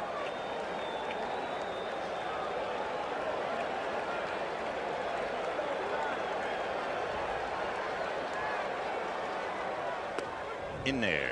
Of course, 1-1. Depending, Vin, on what happens to Gooden, this will be one of the featured questions in the after the game interview, letting Gooden bat. You're sitting at home, you want to manage, what would you do?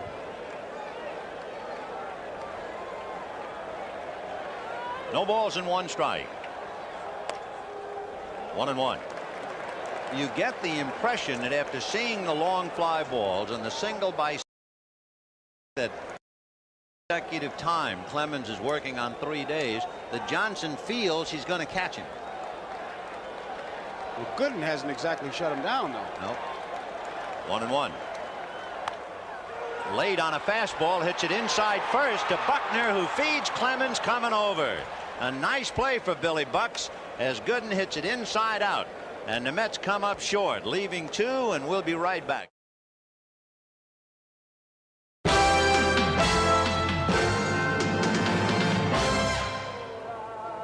A man alone with his thoughts, and who could blame him?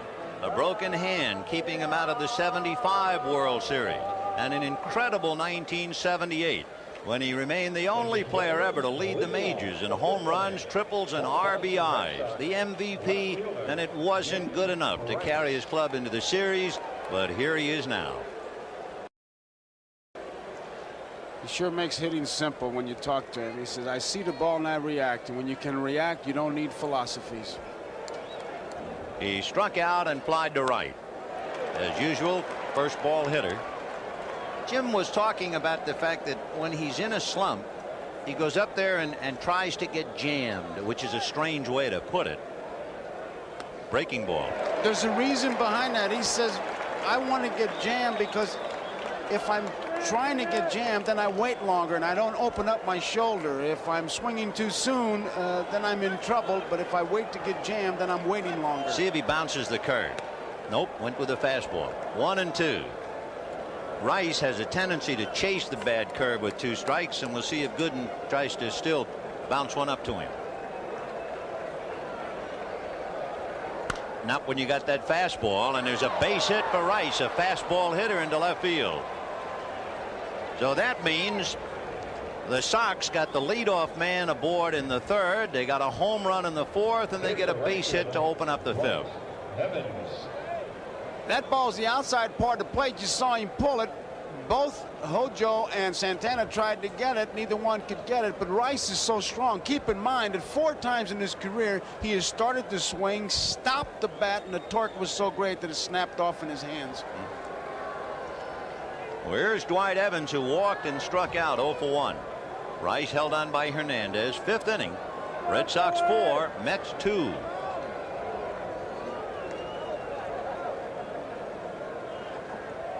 And there's a drive into deep left field. Heap just watches this one, and it's going to go on the pavilion top, on the roof.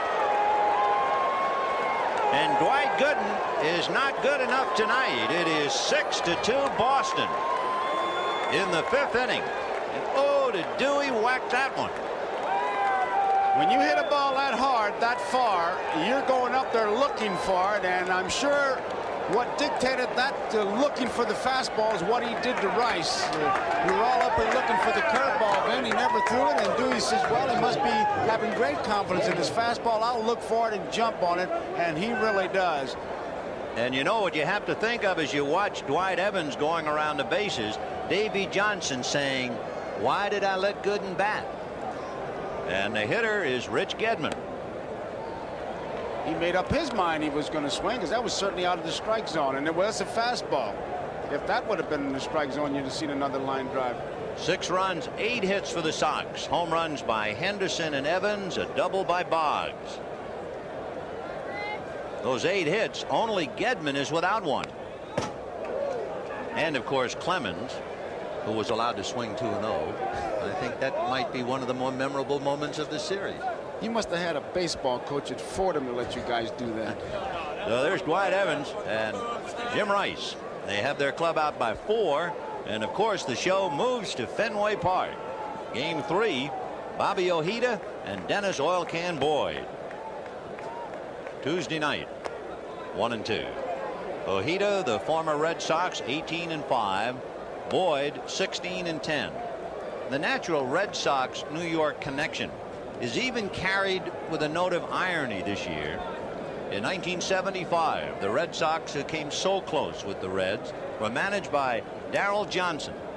Darrell Johnson today is an advanced scout for the New York Mets.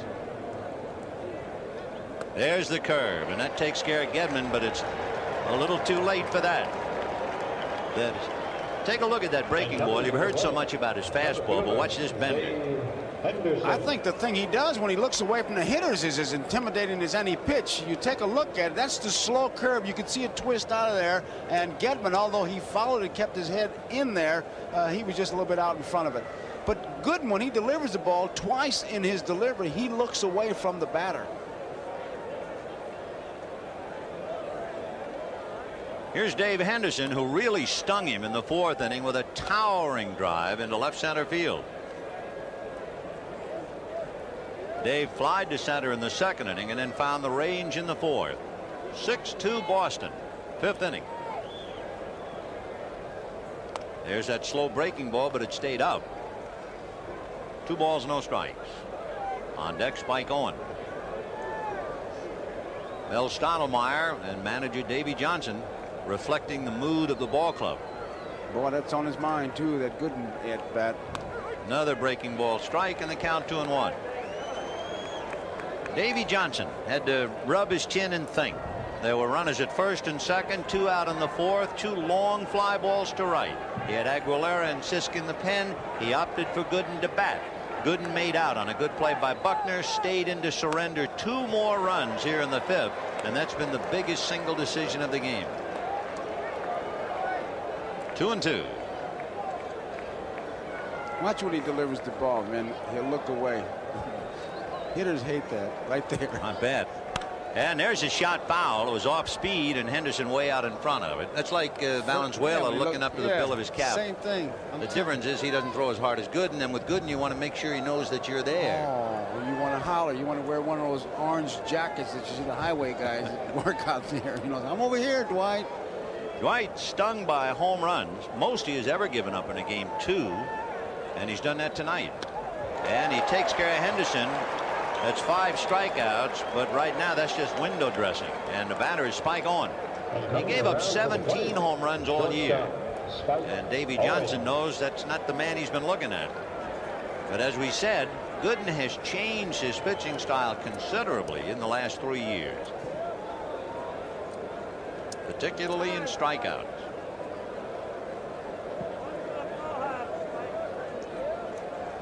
Spike Owen walked and singled. 1 for 1. Fastball. And remember, if Spike had not violated a baseball running rule, trying to go to 3rd on a ball hit ahead of him, it might have been an even bigger 4th inning when the Red Sox could settle for just 1. They're leading 6-2. They could be out of sight otherwise. In there. They're not hanging K's. They're not making any noise. The crowd is as quiet as John McNamara. 0-2. When the game started, remember the hundreds of people waving the cards. Cards have been put back in the deck.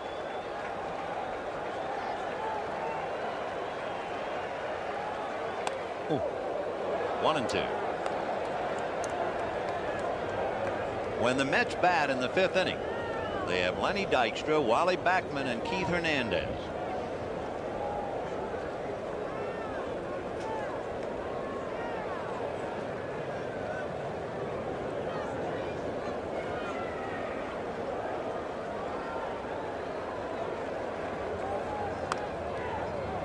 trying to jam him, and he's behind 2-2 now. And he shook off the curveball that Gary had put down there as we looked at Rice and Dewey Evans.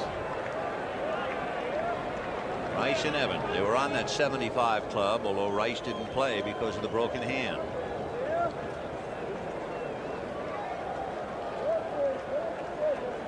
Two balls, 2 strikes, 2 out. Curveball, squirted foul on the end of the bat. I think that's the difference in Gooden this year and other years. He had a spike on in other years. He'd rear back and just hum it and come right at you. Now he's finessing him, trying to get him with the breaking ball. We'll repeat that again. In '84, he averaged 11 strikeouts per 9 innings. In '85, he averaged 9 strikeouts per 9. This year, he averaged 7 strikeouts per 9. Last year, he struck out 10 or more 11 times. This year, 5 times. So he's changed. 2-2. Curveball.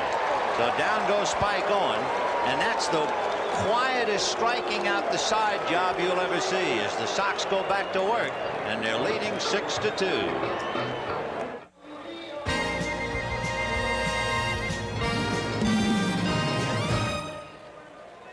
Tonight's game is brought to you by Mercedes-Benz, engineered like no other car in the world. And by AT&T, the right choice. Lenny Dykstra, Wally Backman, and Keith Hernandez. Roger Clemens is backed up by Steve Crawford in the bullpen. Dykstra has struck out and sacrificed 0 for 1. The Red Sox 6, the Mets 2, bottom of the 5th inning. Fastball hit in the air to right center. Evans trying to run it down and slides and came up with it. He was afraid of a collision, but what a play he made. And they're going to have a little visit out there in right center field. It looks like it's over his head, and Dewey. Second baseman, Wally. He didn't see that ball. Look at the way he kind of shied away from that. Tremendous catch. He lost that ball and found it once again right here. It looked like he was afraid of a collision, but he just shied away from it. What a play he made. Great play by Dwight Evans, and of course that does more to take the steam out of the Mets. And with 1 away, the batter is Wally Backman. I must say that Roger Clemens, even leading 6-2, and as great as he is very wobbly tonight. And all you have to do is look back to the 4th inning with those long fly balls to right. They're like two great fighters, just keep punching each other out, and legs are getting rubbery, but they're hanging in there. Backman has walked and singled. 1 ball, 1 strike. The Mets with 2 runs, 4 hits. Clemens has walked 3, and he has struck out 3. 1-1.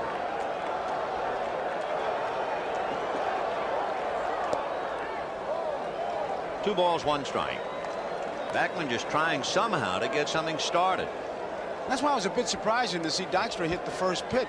They're trailing by 4, get something on, get those gunners, and you really have to play for that 3-run homer, which is not the Mets' game. 2 balls and 1 strike to Wally Backman. Now back 2-2. The Red Sox scored 3 in the 3rd. The Mets came back with 2. The Red Sox scored 1 in the 4th, might have had more, added 2 more in the 5th. They've had home runs by Dave Henderson and Dwight Evans with a man aboard. They've had a double by Boggs, and the glove of Boggs figured prominently in the 3rd inning. Now back. So 2 excellent defensive plays by Boggs in the 3rd prevented the Mets from at least getting tied. Had they been tied, that might have changed Davy Johnson's thinking completely relative to Gooden taking that at bat with 2 out. I'll tell you, this play right here by Evans, a tremendous play.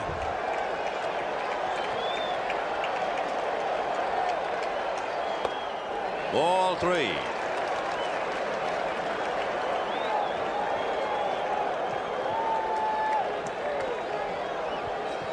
Three and 2 to Wally Backman. Keith Hernandez on deck. 6-2 Boston in the 5th.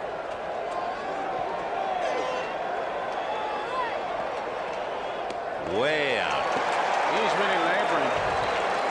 4 walks, the most walks in a game this year. Clemens allowed 6, and that's the only thing that really gives this crowd any heart. The fact that Roger is struggling. He allowed the fewest walks in the majors this year. Just under 3 did the Red Sox pitchers. But Clemens now has walked 4, and here's Hernandez. How many times have you heard of Vin where they say, hey, it's easy to pitch when you have your good stuff? And it's the great pitcher who hangs in there when he doesn't have his good stuff. And that's what you're watching in Roger Clemens and Dwight Gooden. Although Clemens has the lead, the good one, 4 runs, but he's wobbly. Remember Hernandez last at bat. He slammed one off the left foot of Clemens. It caromed over toward Boggs, who made a fine play. That advanced Backman to second, and then Carter's ground ball that might have tied up the game was flagged by Boggs, and he threw Gary out. Hernandez committing a very important error in the 3rd inning. Hit right by the Red Sox dugout and off the auxiliary box seats, and Buddy Harrelson flips it in. And boy, it was time to duck for cover. Yeah, go that way, pal. Keep it away from me. 0-1. For Hernandez, ironic he would make an error on a big play in the World Series. At one stage this year, he had an errorless streak of 101 consecutive games without an error, and he made only 5 all year. But a big one tonight. Ground ball to the hole. Big hop off the glove of Marty Barrett, deflected to right, and on his way to 3rd goes Wally Backman. A bad throw to the plate, finally grabbed by Rich Gedman. So Backman holding at first, and with 1st and 3rd, Gary Carter coming up.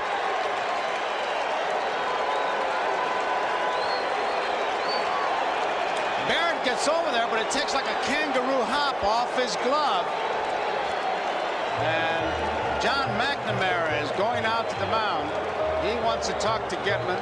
Take one more look at it. Barrett was cheating towards the bag, hoping to get a double play. John McNamara has not taken the ball, as you can see from Clemens. So leading by 4 runs. Let's see what he does. Yep. So Steve Crawford will be loosening up and now coming in. It is 6-2 Red Sox. However, the Mets have runners at 1st and 3rd with 1 out. Gary Carter coming up, and we'll be right back. Watching that diving catch by Dwight Evans in the 5th inning against Lenny Dykstra immediately brings back a memory. 1969. Brooks Robinson, the hitter. Frank Robinson at 3rd. A drive into right center. Ron Svoboda makes a remarkable catch. Robinson tags up and scores. The Mets won the game 2-1 in 10 innings. There's Dewey's catch, a little different, but it certainly brings back the memory. Steve Crawford, who pitched in Game 5 Sunday against the California Angels, and perhaps had the quote of any post game in the history of baseball from now and ever on. Talking about pressure, he said, if there was a bathroom on the mound, I would have used it. And we can all identify with that. I should say.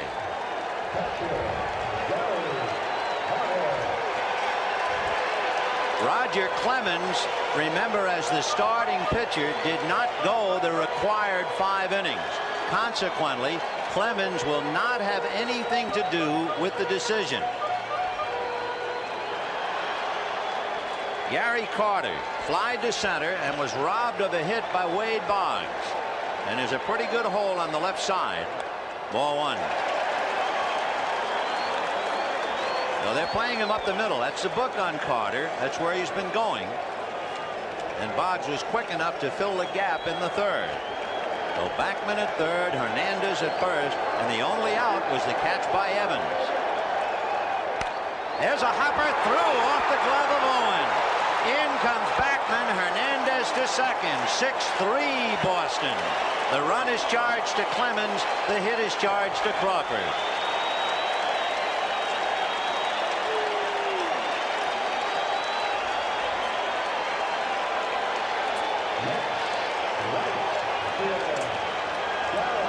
That ball was only about 2 steps from Owens, but really came off that grass. The grass fast, just mowed, and right by him, and the Mets have it going. Hernandez at second, Carter at first, 1 out. 6-3 Boston in the 5th, and Darryl Strawberry, the tying run at the plate. He has struck out and a towering out to right. Ball 1. Remember, he hit the fork ball in the 4th inning and hit that drive to right that Evans caught on the track.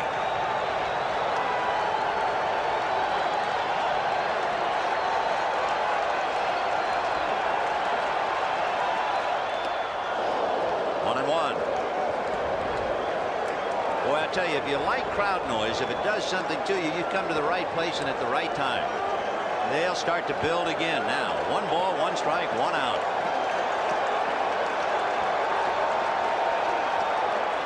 Fork ball, and he was way out in front of it. That fastball, the first fastball he threw was low inside. It set up this fork ball, and I mean, you watch it, you can see it. Look at the rotation. You can see his fingers what it was, and Strawberry was way out in front. Arm speed of a fastball, but a great off-speed pitch. 1 and 2. 2 and 2. Remember, 1 out. Carter at first, Hernandez at second, 1 run in. Might have been more, except for that great catch by Dewey Evans in right center on Dykstra.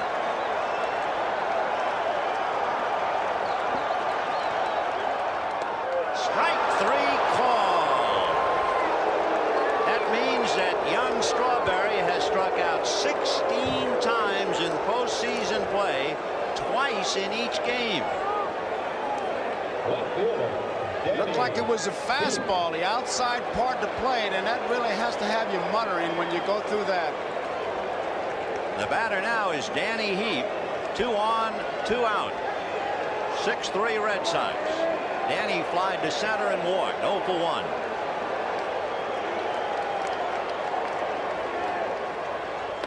Off speed, got that breaking ball in. Strike 1. Standing at first, Gary Carter. At second, Keith Hernandez. Heap hit what appeared to be a hard fly ball to center, if you remember. Went back to the dugout muttering.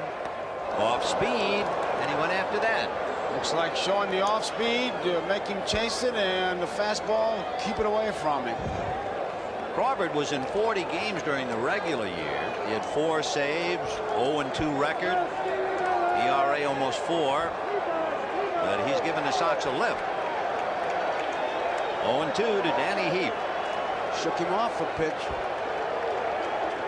He's had a right shoulder injury in July, was on the disabled list as he works on Danny Heap on a 20-day rehab at Pawtucket. He's backed up now by Sammy Stewart, is Steve Crawford. 0-2. 1-2. In the inning, Evans took an extra base hit away from Dykstra. Backman walked. Hernandez singled off Barrett's glove. That was all for Clemens. Carter singled off Owens' glove for a run, but Strawberry struck out. And here's Heap, 1-2. Fouled away. Fastball. The first pitch he threw was the slow curveball for a strike. He threw a fork ball he swung at, then he threw a high, tight fastball, and then you could see Gedman move in with the fastball inside. That was the one he wanted to jam him with, and he fought it off. He has shown him the whole load right there this time at bat. So Steve Crawford trying to bail out Roger Clemens in the 5th inning, and the Mets trying to get back in the game. 6-3 Boston.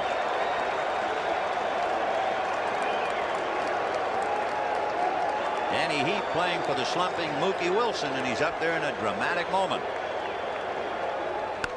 Off speed, fouled away.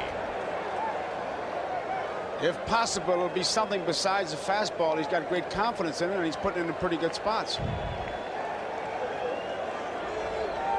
The Mets have scored once here in the 5th. They have Carter at first, Hernandez at second, and Danny Heap representing the tying run at the plate.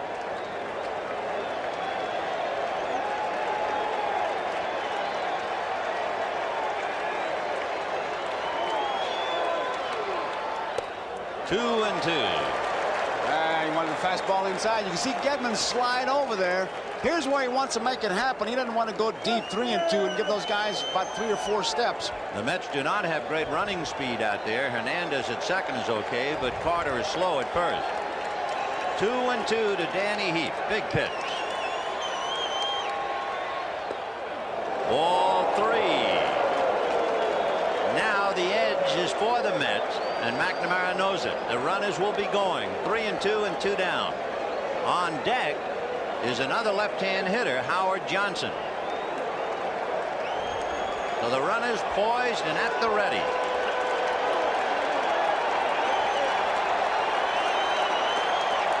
There they go. Ground ball to Marty Barrett. Easy play, but he had to wait for Buckner, who hobbled to the bag in time, and the Mets settle for 1, but it's Dwight Evans' play in the 5th and the arm of Steve Crawford that kept the Mets away. Meanwhile, the Mets make a 2-for-1 switch. Since Danny Heap made the last out, Rick Aguilera comes in and will bat in Danny Heap's spot.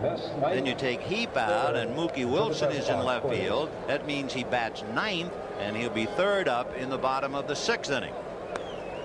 Rick Aguilera, fastball, curve, and slider is his best pitch. And although the Red Sox have already hit 2 out, Henderson and Evans, Davy Johnson brings in a pitcher who gave up the most home runs on the staff. He did a great job in relief against Houston. He went 5 innings against the Astros, no runs. He had one problem this year, and it was when the Mets clinched in the raucous, riotous celebration. A fan jumped on him on September the 17th, and Aguilera hurt his left shoulder. Now that set him back a bit. He also has a pretty good bat, although it's very doubtful that he'll have a chance to swing it. Meanwhile, Steve Crawford has his first major league at bat.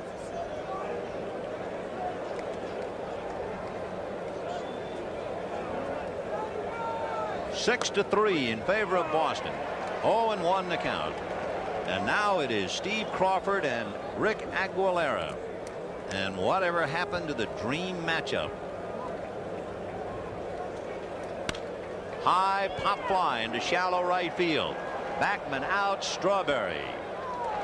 So far, Crawford wins the pitcher's pool. He hit it farther than anybody. There they are.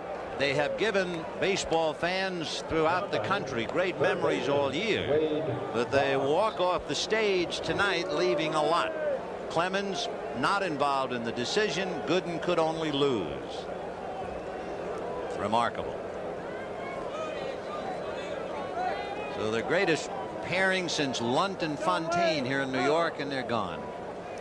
And here's Boggs. Right. Robbed of a hit by Backman. Double to left to drive in a run. Then aboard on a fielder's choice when he grounded to short in the 4th inning.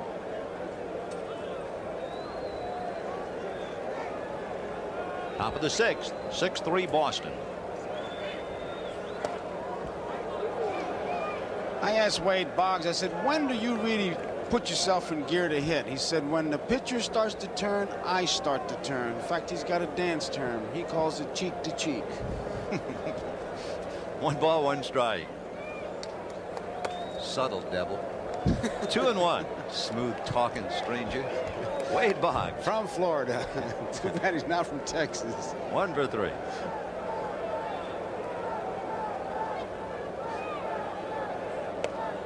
Ball 3.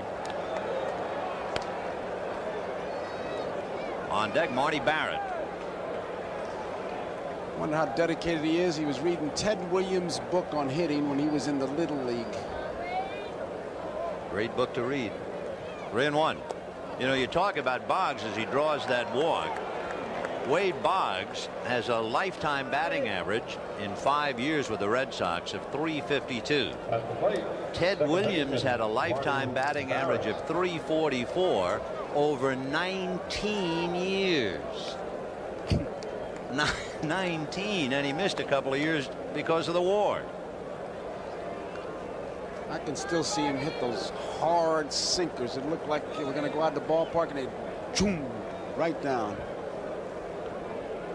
You know, talking about Ted Williams is another great hitter in the ballpark tonight. Oh, yeah, we saw him. Yeah. There goes Boggs, and the ball is hit slowly to short. Santana in a hurry. Off balance throw gets him, but Barrett did his job with the runner going. Roll down. Every great batter works on the theory that the pitcher is more afraid of him than he is of the pitcher. And I can hear Bob Gibson right now saying, oh, yeah. You know, we were talking about great pairings, and in the course of it tonight, we talked about the Bob Gibson Denny McLain pairing. They were each MVP that year. McLain won 31. Gibby won 22 when they met in the '68 series. But the year that Bob Gibson had in 1968, to me, is as great a year as I have ever heard of. He was never knocked out of a game, and he made 34 starts. Never knocked out. 4-1. He completed 28 of the 34 starts. Completed them. And his earned run average was 1. And the managers were afraid to take the ball from him. Wow. 1-0 to Billy Bucks. He lined to short, single to right, fly to left.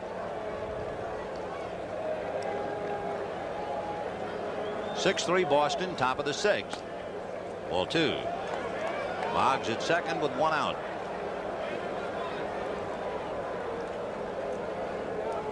As we look at Wade, Wally Backman in to say something to Aguilera, just to give Boggs something to think about. The conversation is always the same. Come on, we can't make a play if you're going to walk people. Make them hit that ball. 2-0 to Bill Buckner.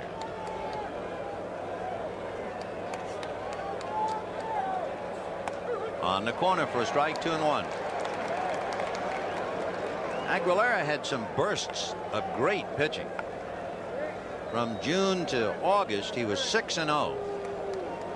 He had a career high 9 strikeouts in a game against the Reds. He had 2 injuries besides that shoulder injury we talked about. He also had inflammation of the right knee and had to come out for a while. 2-2.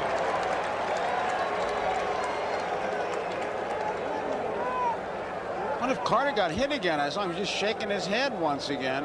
That backswing, he's talking to Jim Evans about it. He's going to talk to Walt Riniak about it soon. See, he did get a little tap there. I tell you, you get those.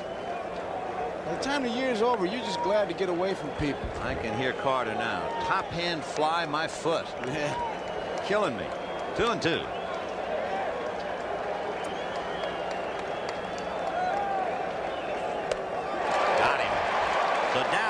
Buckner. Boggs at second base is left there, and at the end of 5.5, Sox 6, Mets 3. 2 big decisions tonight involving Dwight Gooden. One would be John McNamara playing with his head a little bit, going after that bandage, and the other Davey Johnson's decision to let him bat. That was a bit unusual. Johnson had a chance to make a move. Gooden, I'm sure that he's thinking about it, and I agree with you with the Gooden thing. They took the Band-Aid off his left finger's ring finger, and it might have affected him. Also, the Mets have the chance now. They got into the Red Sox bullpen early enough, but they haven't been able to capitalize on it.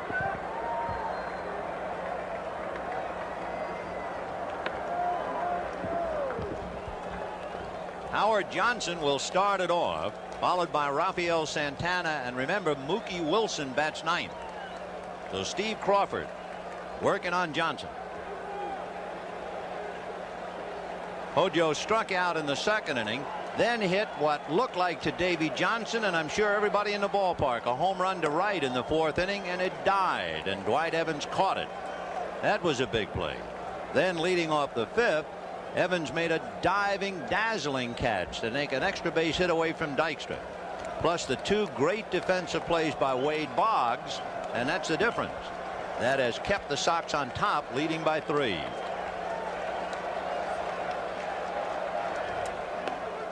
Strike.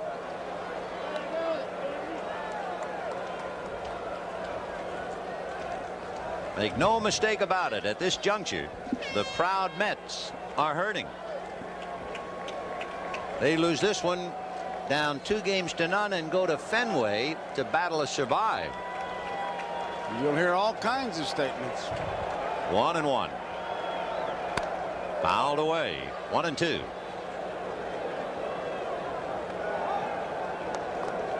Last year, in a storybook year anyway, Kansas City lost the first 2 at home and then came back to win. But boy, that is a tough mountain to climb. There it is. Well, sometimes history can be inspirational if needed, and we're not sure whether the Mets will need that or not. Well, the Red Sox sitting on top of a 6-3 lead here in the 6th inning. 1-2. On deck, Rafael Santana, who was 2 for 2 against Roger Clemens. And then Mookie Wilson.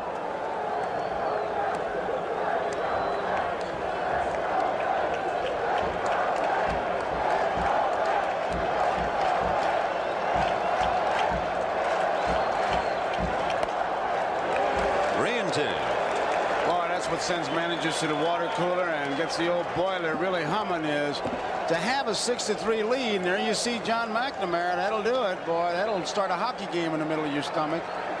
3-2. You got a 3-run lead. Just throw strikes, no finessing. And here's Crawford out there with a full count. 3-2 to Howard Johnson, opening up the 6th inning. Line drive foul. One hops up into the seats.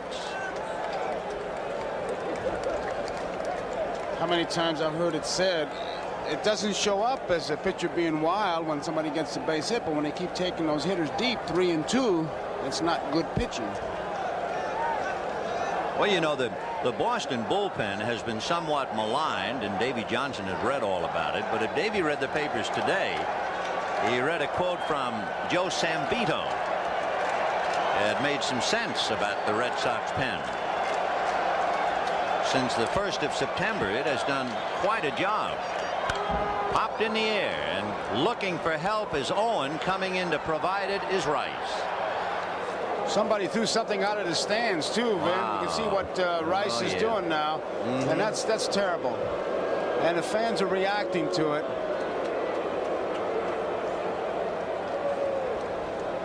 Looks like a ball of sorts.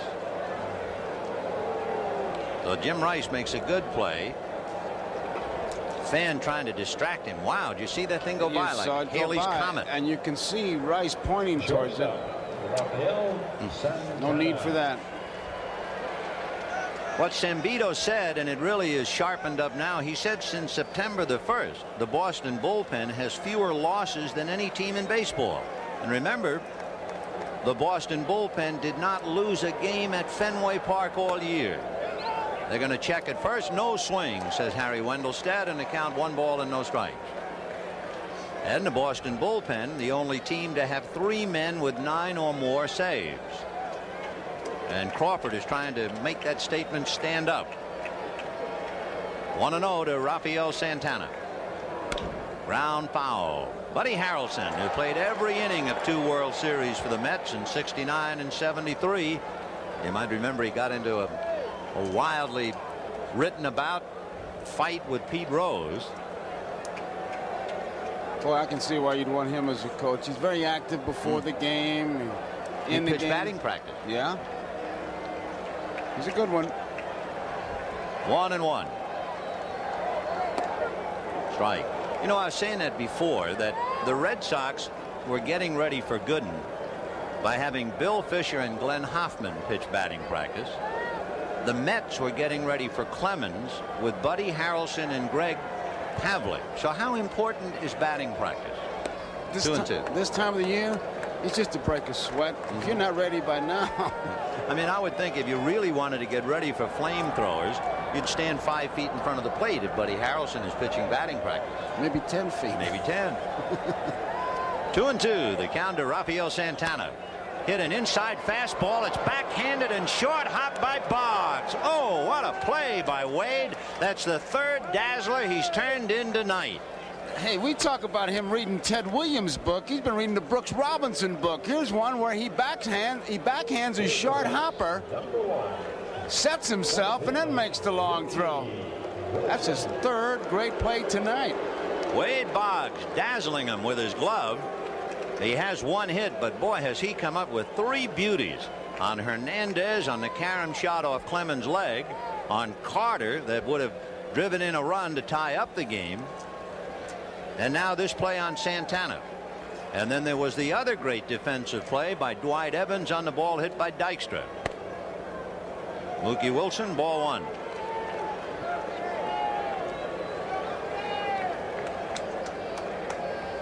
One and 0.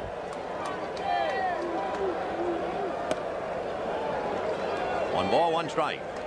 Steve Crawford had to come in the 5th inning and pitch to Carter, who singled, but he struck out Strawberry and got heaped to ground out. Now he's gotten 2 outs in the 6th thanks to Wade Boggs. Foul back, 1-2. Red Sox 6, Mets 3. And a reminder, our viewers will be selecting the NBC Miller Lite Player of the Game at the conclusion of the ball game. Meanwhile, Ray Knight talking to Keith Hernandez, but it can't be a very happy conversation.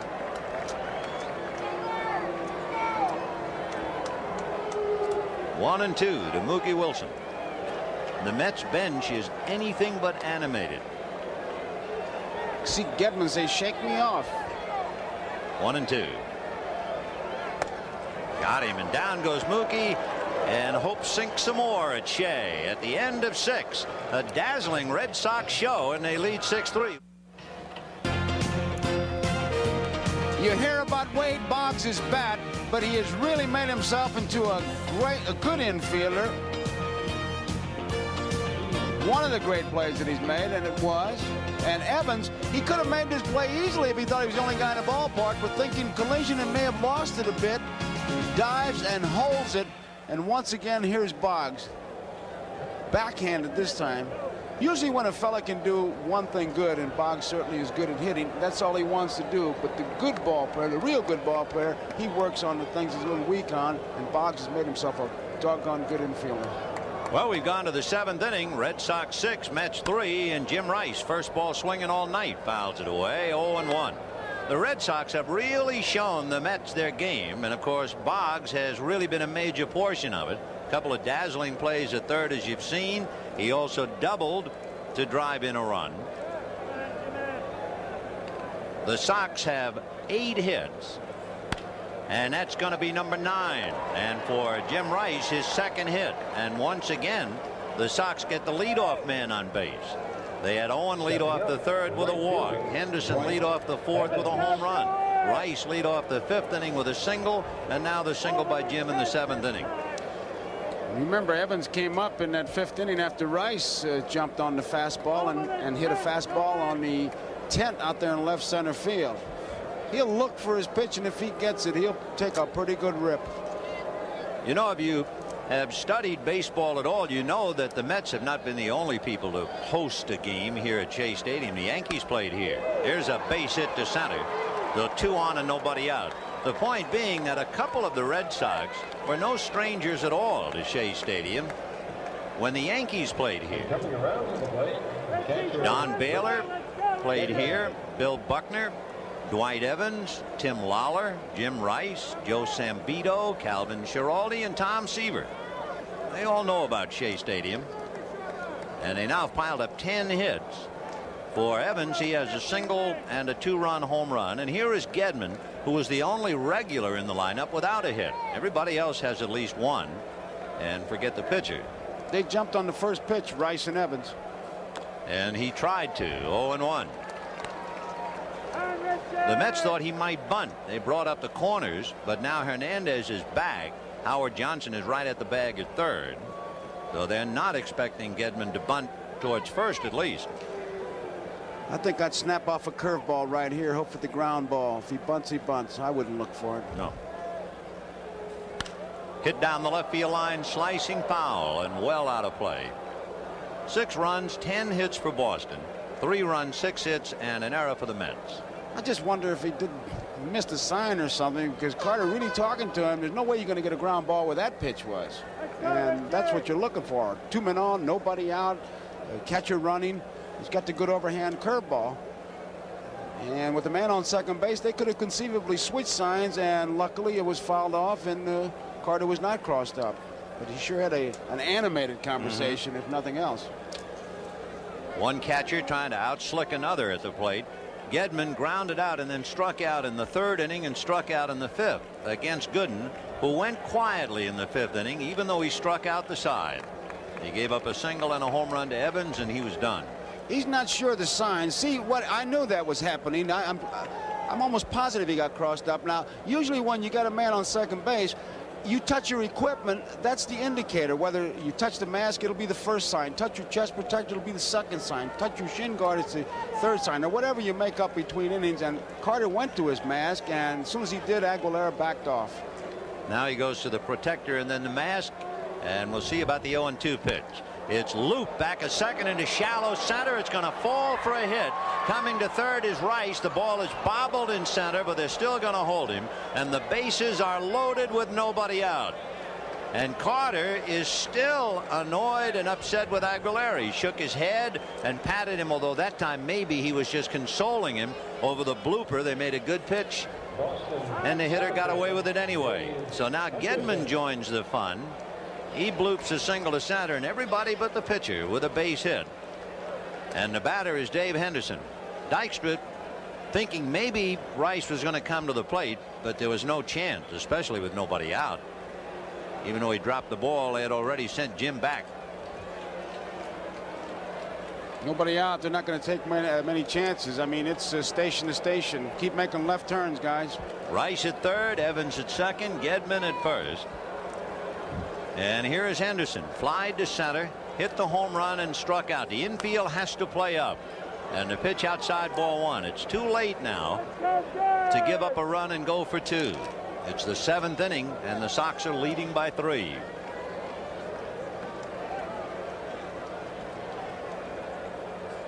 And it sounded like a crack bat single into right field. Rice will score, and that's it. 90 feet at a time, and it is 7-3 Boston. Still nobody out, and I heard that bat crack, so Henderson won't use it again. And Johnson would like to crack it over his knee if he could. Base hit, 90 feet. Looked like a fastball inside part of plate. He sinks it in, kind of hit it off the end. Perfect spot with the infield in, and move up 90 feet, get some gas, and look at the road map. So that's 4 consecutive hits by the Red Sox in the 7th inning. Rice, Evans, Gedman, and Henderson. Jesse Orosco begins to loosen up down in the Mets bullpen. Well, the Mets are really hurting now. There's Jesse. The batter is Spike Owen, and Doug Sisk has now joined Jesse. Boy, that would be a contrast. Orosco hanging on, having to strike out Kevin Bass for the big out in the big game, and then to be brought in mopping up in a 7-3 game.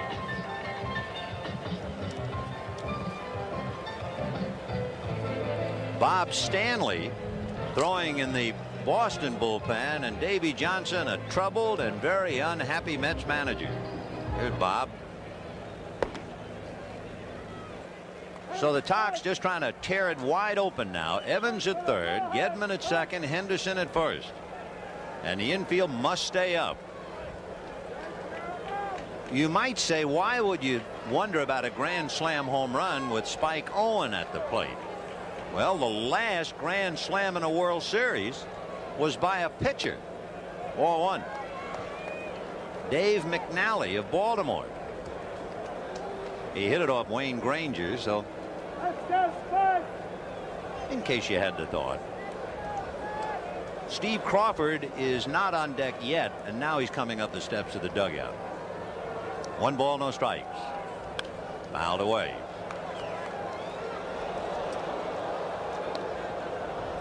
Crawford, the leading hitting pitcher on the Red Sox staff, he made contact and hit a fly ball. But Roger Clemens allowed to swing 2-0, sacrificed in the 4th inning, and it was Clemens who bunted, and Hernandez made the bad defensive play in the 3rd inning. Nobody out, and there's a base hit to left field. In comes Evans. He'll stop Gedman. You go 90, I go 90, and we go up 8-3, say the Sox. It looks like they're playing one of those video arcade games. You get a hit and they all just move up. They just move up. So that's 5 consecutive singles, like needles, acupuncture applied to Dave Johnson. But not to relieve pain, but to give pain. And it's time to go to the chewing tobacco. And that's one of the tip-offs. When Davy Johnson puts a chew in his mouth and heads for the mound, that's all for the pitcher. And the pitchers know that. And he's got a mouthful right now. And Mike Greenwell is going to come up and bat for Crawford and try and just dismantle the game, but not before Davy goes out to the mound. That's a ritual. A chew of tobacco and a hook for the pitcher. So it is 8-3 Boston. Bases loaded, nobody out. The Sox are out of sight. There are 55,063 here at Shea, but it is a greatly deflated ballpark. Now we see empty seats. Now we see people heading home. Now, for the first time tonight, the enthusiasm has gone down the drain. The bubble has been burst. The air is out of the balloon. You can use all the cliches, but the city of New York knows it's in trouble. The Mets are down 8-3. Unless they come up with a remarkable rally, they will lose their earrings and their straw hat, and they will take the act to Boston, where Fenway Park awaits Bob Ojeda, and the oil can will be on the mound. When you got a big lead and you see that happen, the expression is they must be selling fire in the stands. Well, the fire has gone out in one corner, and Bruce Hurst, who really stoked it last night for the Red Sox, reliving a happy moment and blowing a pretty good bubble. Boy, I'd rather see that and see those guys chewing that tobacco. Yeah, and how? Well, Jesse Orosco, just a couple of days ago, the most dramatic moment, striking out Kevin Bass with sliders, and all of New York holding its collective breath. And now mopping up. 8-3 Boston in the 7th. Here's Mike Greenwell batting for Crawford. The Mets infield still up after 5 consecutive singles. It's like being eaten to death by an angry moth. They don't make any dents. You hardly know you've been hit. But Rice singled, Evans singled, Gedman singled, Henderson singled, Owen singled. Nobody out, bases loaded, 2 in, 8-3 Boston.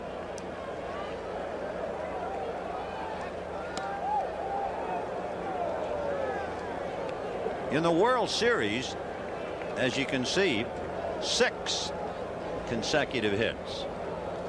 And Boston has 5 in a row. Those 6, by the way, were in the 9th inning. You could hit a home run right now and you'd stop the rally. 1 ball, 1 strike.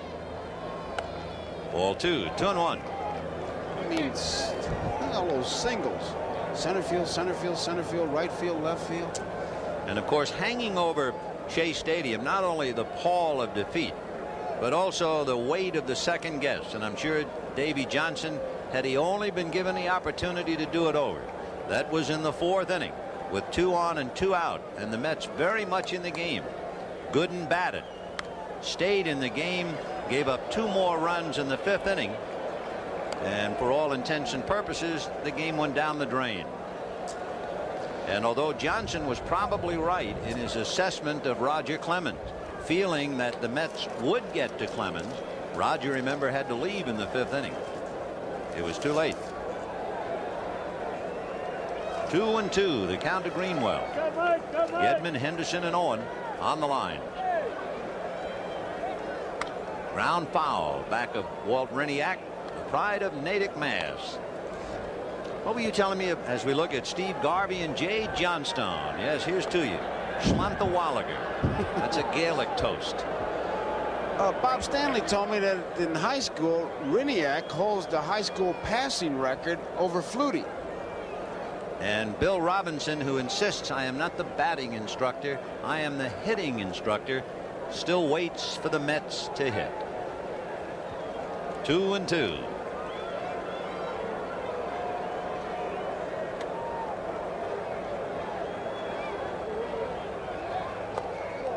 And Orosco goes 3-2. Davey uses that great expression that he gave us this summer, Vin, unfavorable chance deviations. This is one of them. Boy, it sure is. His computer has broken down tonight. And on deck, Mr. Boggs. Boy, what a night he's had. Infield up, bases loaded, nobody out, 2 runs in. Red Sox 8, Mets 3. Got him. He looked it all the way, and it got the corner. So there's a busted dream. Young Mike Greenwell in the bases loaded in the World Series, caught on that sidearm snake that got the outside corner. Well, Roscoe, he can be tough on the left-hand hitter. He sidearms. You watch where he comes from, looking away once again. Arm like a rope out there, and he watched it all the way, and nothing he can do. That was a good pitch. Bob Stanley has concluded his warm-ups in the Red Sox pen, and now here's Boggs. Bases loaded, 1 out. The infield is halfway. Ball 1. 1-0. So they've backed off a little. Howard Johnson, however, remains near the bag at third. Gedman, Henderson, and Owen out there.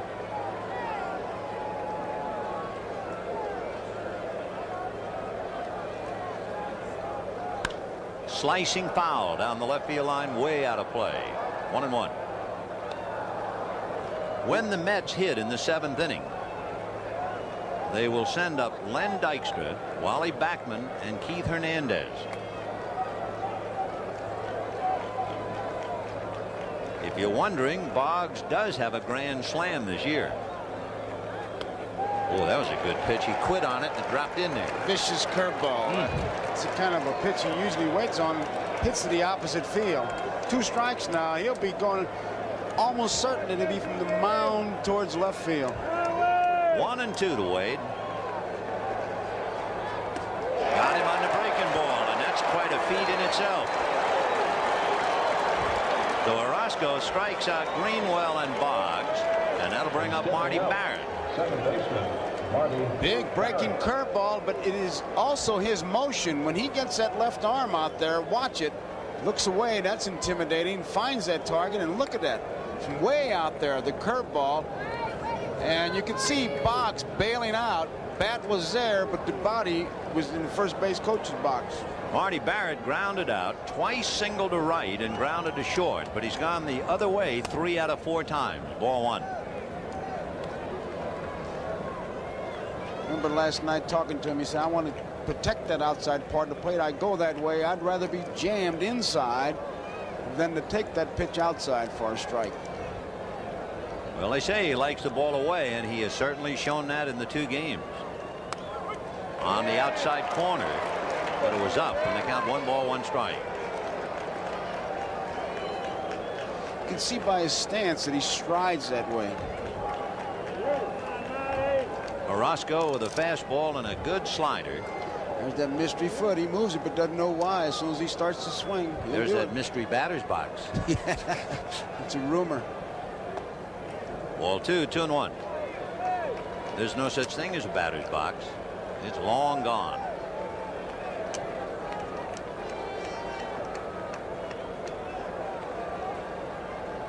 Batters know exactly where to step, though. They got their favorite spot. 2-1 to Marty Barrett. And he hits it in the air to left center. Dykstra trying to run it down. He does. However, 5 straight hits for 2 runs. 3 left. And at the end of 6 1/2, 8-3 Red Sox.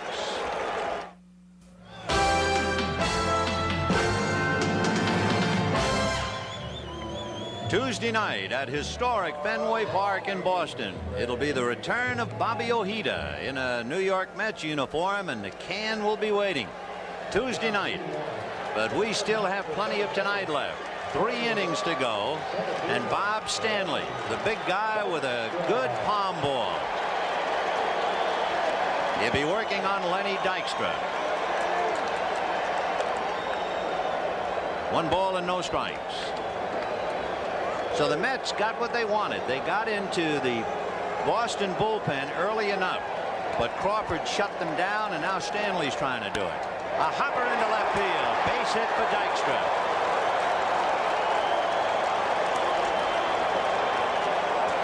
And if there is any life left in this crowd at Shea, we'll see it now as Backman comes up and Hernandez on deck. Stanley was a workhorse for the Red Sox. He was in 66 games during the regular year. He even got a start in Kansas City.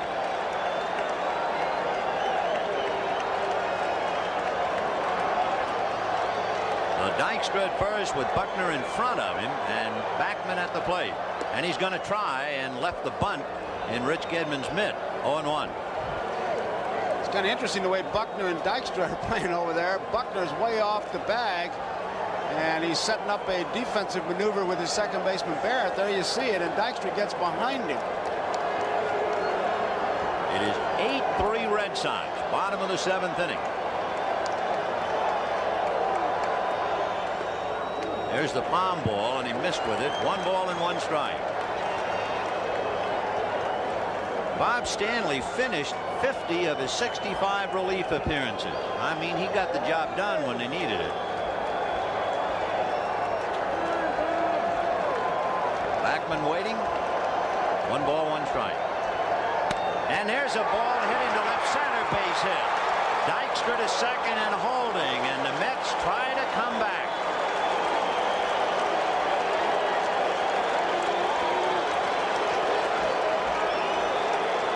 I'm sure that McNamara would like to keep Schiraldi out of there, but you never know. There's some action. Somebody's getting up.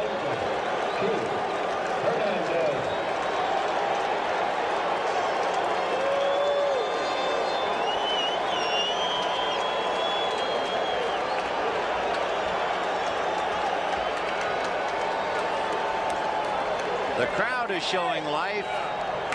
The Mets pen quiet, but now Fernandez throwing. Calvin Schiraldi gets up in the Boston bullpen. So Dykstra at second, Backman at first, nobody out. 8-3 Boston in the 7th.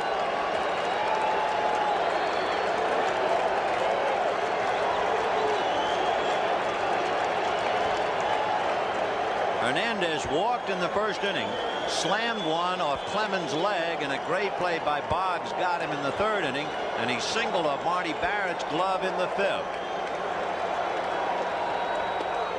Strike. One thing about the Mets, as with any championship ball club, they don't quit, and the Mets had 39 come from behind victories this year. 0-1. Fouled away off to the left, and now Hernandez in a hole. 0-2.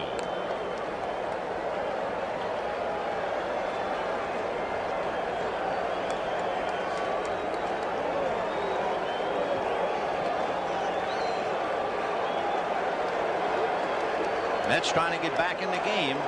The 2 pests are on the baseline. Palm ball misses. 1-2.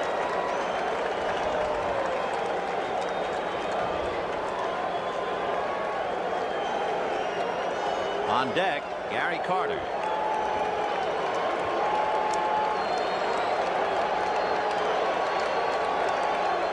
Palm ball got him.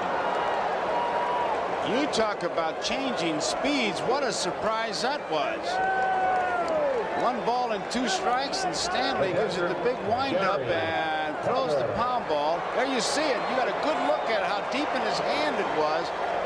And Hernandez not only out in front, but way off balance.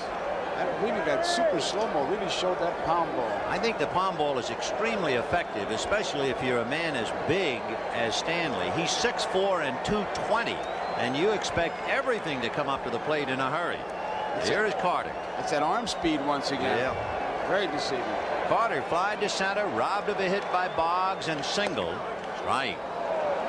Boggs made a great play on Gary's ball. Otherwise, the Mets would have tied the game in the 3rd inning. And then Carter singled off the glove of Owen against Crawford. So Stanley has 1 out, 2 on, 0-1 to count, and Darryl Strawberry on deck.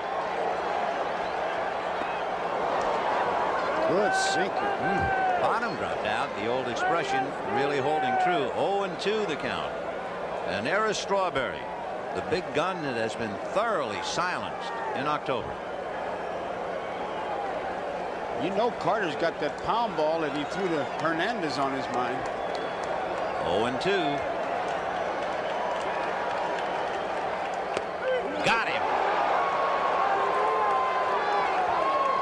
He took a shot at the outside corner, and it's one of those too close to take with 2 strikes.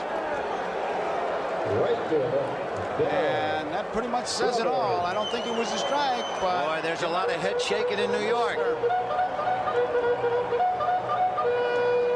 Confused, bewildered. Talking about confused and bewildered, pretty good words to describe Darryl Strawberry up to now.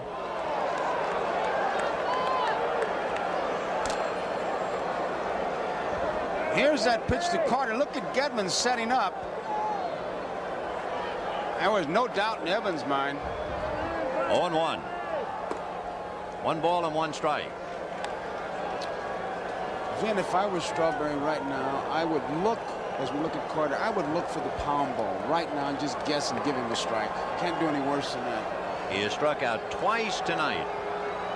Ball 2, 2-1, and he has had as humiliating a time in the postseason activity as any big hitter. Let's take a look at that. There's the grip. That's why they call it the pound ball. It's very simple. Deep in your palm, and you use the arm speed like you're throwing a fastball. Of course, he looks like Dizzy Gillespie the way he was puffed up there. Fouled away, and Strawberry out in front of it. And a count 2-2. Lee Mazzilli. Remember, Strawberry is followed by the pitcher after that 2-for-1 switch with Aguilera and Wilson. So Lee Mazzilli is on deck to bat for Orozco if he gets a chance. Little roller up along first base, foul ball. Sinker ball, the outside part of the plate, tried to pull it. Just confused. For the Mets, this inning is not a typical inning. Not for Carter, not for Hernandez, but it was typical for Dykstra and Backman. The little pests set the table. Dykstra single to left, Backman single to center. But the big guys were thoroughly muffled as Hernandez struck out and Carter strikes out. And here is Strawberry with 2 strikes.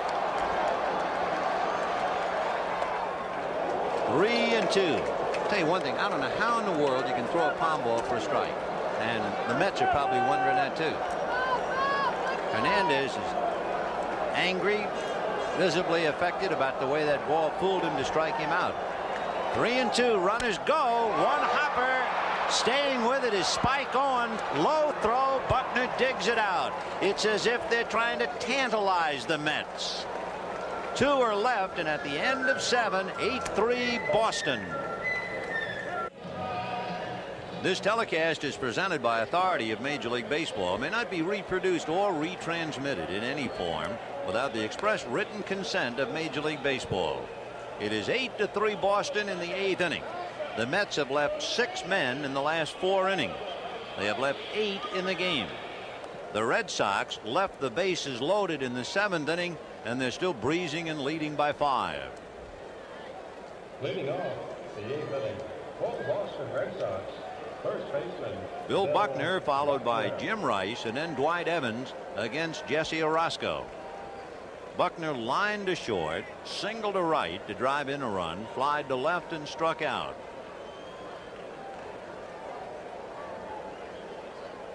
Everyone in the starting lineup with at least 1 hit. Rice has 2. Evans has 2 plus a walk. Henderson has 2. Owen has 2. Barrett has 2. And Buckner and Boggs and Gedman 1 apiece. Right. I look at Buckner, Vin, with those high top shoes and a mustache, and I think of my T206 old time bubblegum cards like he was with the Highlanders. This is Billy Joel. Christy Brinkley on the other side of the camera for a change, videotaping the crowd. That's a waste to have her on the other side of the camera. 0-1. Billy Joel sang the national anthem. There, now that's better. What's she taking? Cameraman? I guess that's infinity. She takes a picture of herself, taking a picture of herself, taking a picture ad infinitum. Okay. Right. Ad nauseum. That's better. That's better. 1-1. Fouled away. 1-2. I understand that second one. Me too. 1-2 to Billy Bucks in the 8th inning.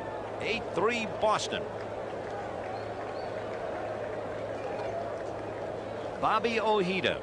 He was 18-5 during the regular year, and he's got a date in Fenway Tuesday night against Dennis Oil Can Boyd. And what about Wednesday? What about Wednesday? For a few moments, and for a few moments only, we saw Sid Fernandez throwing in the Mets bullpen. There's a looper to right, and that's going to fall for the 14th Red Sox hit. I would think a pinch runner would come in. I'd look for old Stapleton to come I would out. think, just to give him a break. Jim Rice. Now just watch him labor to first base. Look at those legs. I mean, he's running on marbles. Here comes Buck out. And he gets a well-deserved round of applause for his gutsy playing on a bad leg. Billy Bucks leaving the field.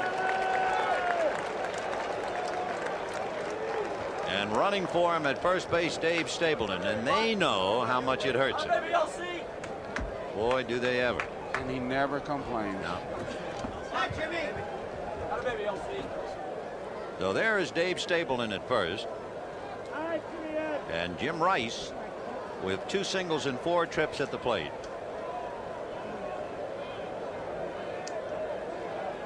He has hit the first pitch, or at least swung at it, every time up, and he fouls that one away.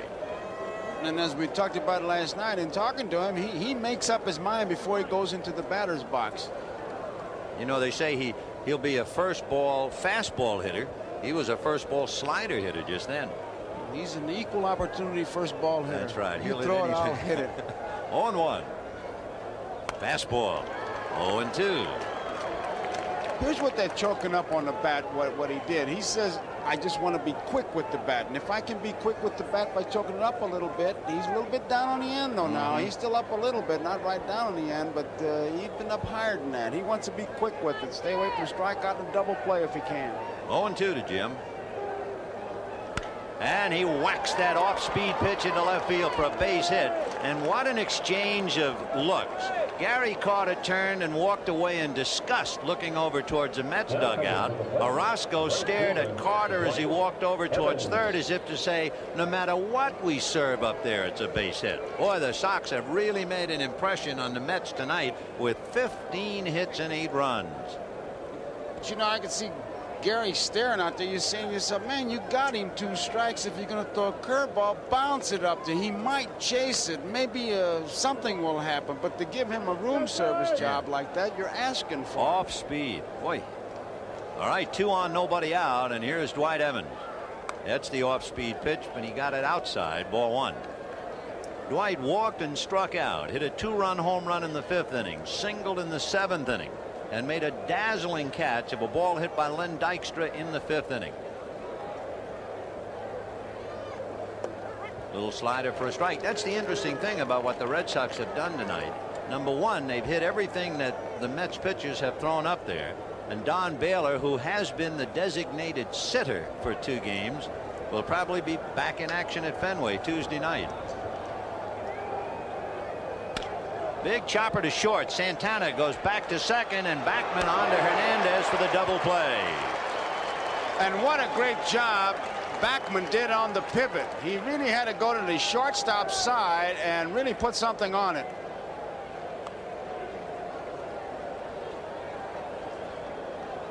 Santana gives him a good ball hit. Now watch where he ends up. Try to take him out of the play, but he really made a great pivot. A rolling block by Jim Rice to no avail, and with 2 down, Dave Stapleton is at third, and the batter is Rich Gedman. Can you imagine what Rice must sound like coming down to Backman, like the 5:15 leaving Grand Central? So Gedman with 2 out in the 8th, 8-3 Boston. Ball 1, 1-0. When the Mets hit in the bottom of the 8th, there'll be a hitter for Orozco, then Johnson and Santana and Wilson batting 9th and 4th in the inning. Rice down the stairs and out of view.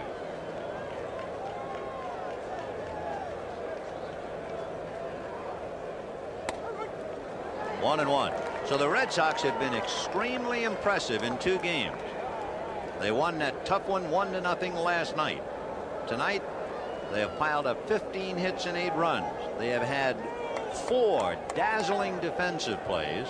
the Mets got into their bullpen and have been completely shut down by Crawford and Stanley. And all the while, Davy Johnson and Mel Stottlemyre can only sit and sip hot coffee and wait.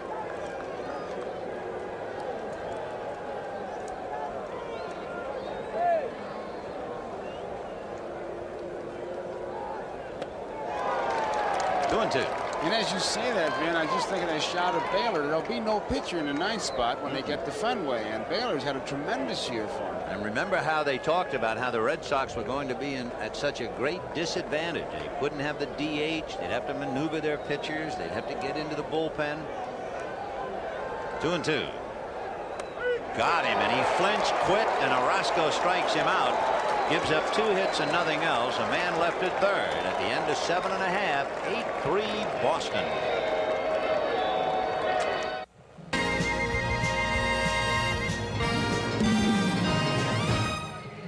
Pictures showing you the despair of the Mets, at least at this stage of the World Series. And a date in Fenway Tuesday night. And not exactly a lot of rah-rah down there. Howard Johnson is reaching up towards the heater. And Gary Carter's had a long night.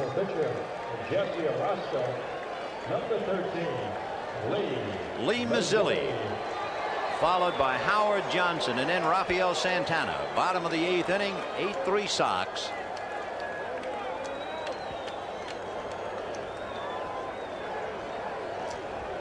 Mazzilli, a former Met who has returned, fouled it away. He wears number 13. If you ask him if he's superstitious, he said, no, when I got back here, my wife and I decided my luck couldn't be any worse. I'll take 13. So he's wearing it. 0-1. Fouled away.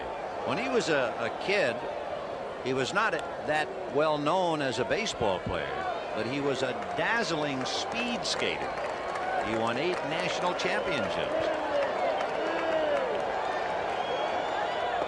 0-1, 1-2. When he came up, he was the picture of Saturday Night Fever. Boy, he's something. Boy, he really had that early height. And he lifts a fly ball to Dave Henderson in center, but that's a graveyard out there. 1 away. One of the great expressions of all time, you talk about graveyard, was Fresco Thompson's great description of Willie Mays. He said his glove, Willie Mays' glove, triples go to die. Howard Johnson. Hojo thought he might have hit one out. That was back in the 4th inning. It would have been a big one. It would have revitalized the Mets. They were trailing at the time 4-2, and he came up with a man aboard. And he hit a towering drive that looked like it was heading for the Mets bullpen, and it just died. Evans caught it, and that was a big play. 1 ball, no strikes. Slice foul, out of play. Momentum. The Sox got 3 in the 3rd inning. In the bottom of the 3rd, the Mets came roaring back for 2 and would have at least tied the game. And Strawberry is well aware of it, as well as everybody else, except for the magic glove of Wade Boggs on a ball hit by Hernandez and a ball hit by Gary Carter. Johnson holding back the bunt attempt, and the count 2-1. And then Henderson came up where it was 3-2 Boston, and they were being challenged, and he hit one out, and that was it to say, that's it, stop right here. They added 2 more on the home run by Evans, and all of a sudden what was 3-2 was 6-2. Chopper to Stapleton. He'll hang one to Big Stanley, the Stanley Steamer, and you have 2 out. Shortstop, John McNamara. When you were talking about that inner strength that he has, and you likened him to Gil Hodges, the former Marine, no coincidence that John has a son who's a lieutenant in the Marine Corps, and I'm not sure where Mike is, but if he has a chance, I'm sure he is busting his buttons over his dad. Much like Hodges, because he doesn't say a lot of things, they sometimes mistake that for lack of strength. Fouled away. And Gilly showed it in a hurry. Took John a little bit longer. But I tell you, he runs that ball club. Davy Johnson is not very emotional at all. You can't really tell whether he's winning or losing just looking at him in there. 0-1. That's hit fouled on the right field line out of play. Santana, from whom you would not expect too much offensively, singled in the 3rd inning and singled in the 4th inning against Clemens, and was robbed of a hit in the 6th inning batting against Crawford. He got a high inside fastball and he blackjacked it, and Wade Boggs backhanded and short hopped it and threw him out. That was in the 6th. Well, that's one of the things the Red Sox scouts told their ball club, that Santana is hot, swinging the bat in good shape. 1 ball, 2 strikes. Got him on the breaking ball, and that chills him. Boy, he backed him out of there. He came sidearm, and that took the, there's Tuffle. 3 strikeouts, and it's still 8-3 Sox.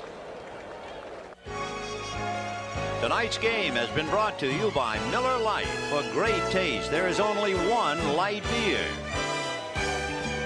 By Wendy's, now introducing the big classic hamburger. This is the good stuff. By IBM and the growing family of IBM personal computers. And by Ford and your Ford dealer. Have you driven a Ford lately?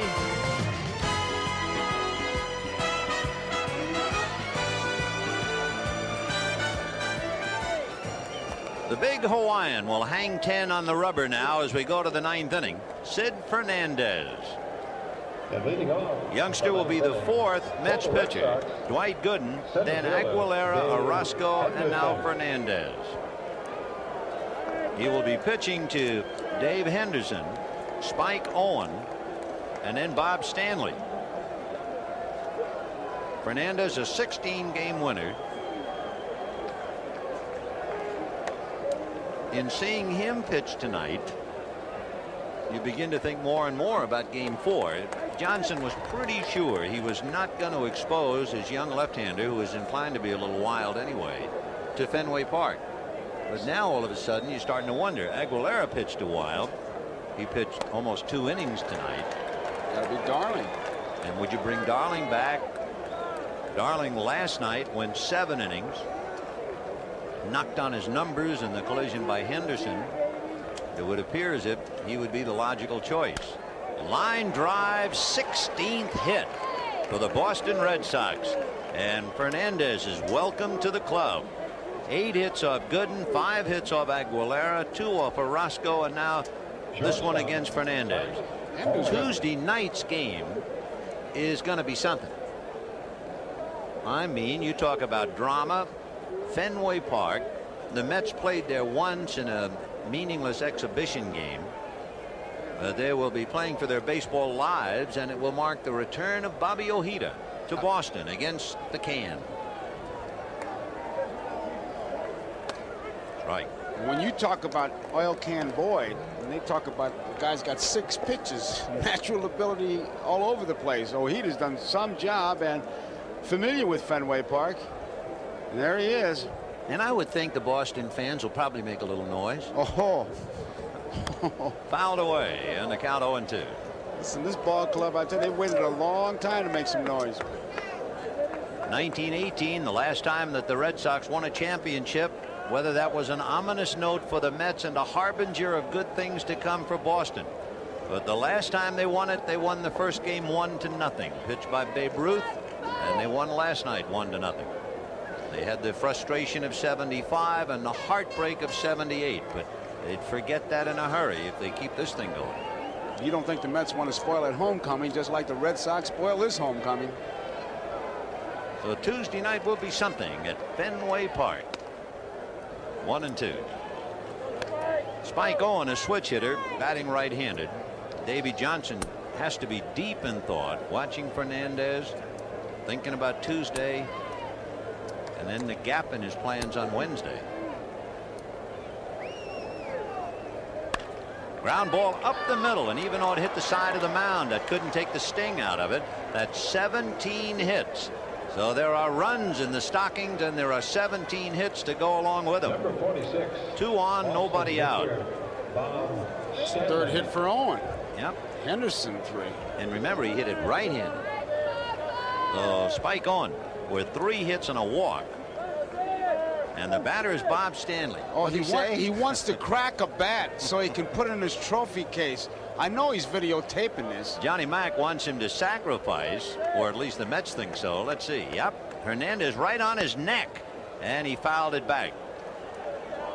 0-1. Boy, you talk about a first baseman coming. Of course, he's made that play, charging the bunt and getting the force at third.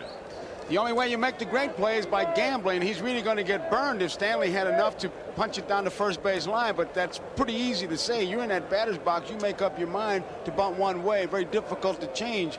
Hernandez knows that, and he is really ready to charge. 0-1 the count. And he's going to push the bunt foul. Look at Hernandez saying, that's okay. You want to do that? That's all right. He's laughing. I tell you, guy's a battler, man. And Stanley pushes at it.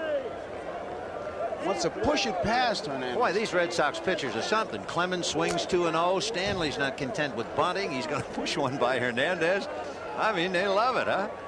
Look at this kid laying that one foul.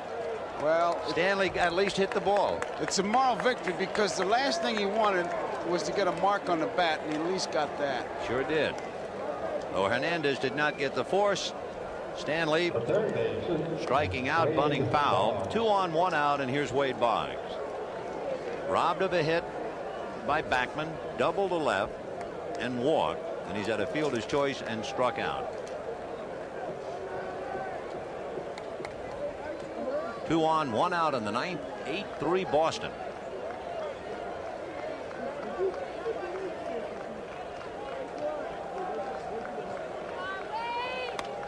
In there. The Mets in the ninth inning are due to send up Mookie Wilson, Len Dykstra, and Wally Backman. Dave Henderson at second, Spike Owen at first, 1 away.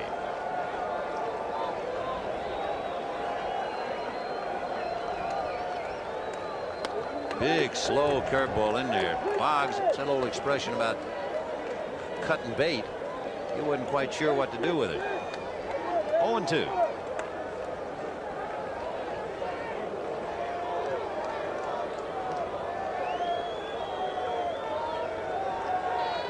Fouled away.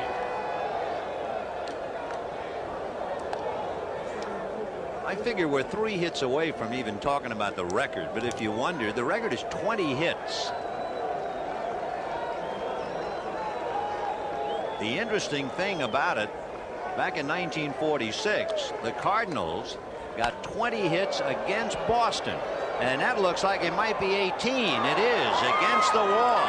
In comes Henderson on a double by Boggs. Stopping at third is Owen. It is 9-3 Boston. And they're getting close to returning the favor. Do you remember the 20 hits the Red Sox?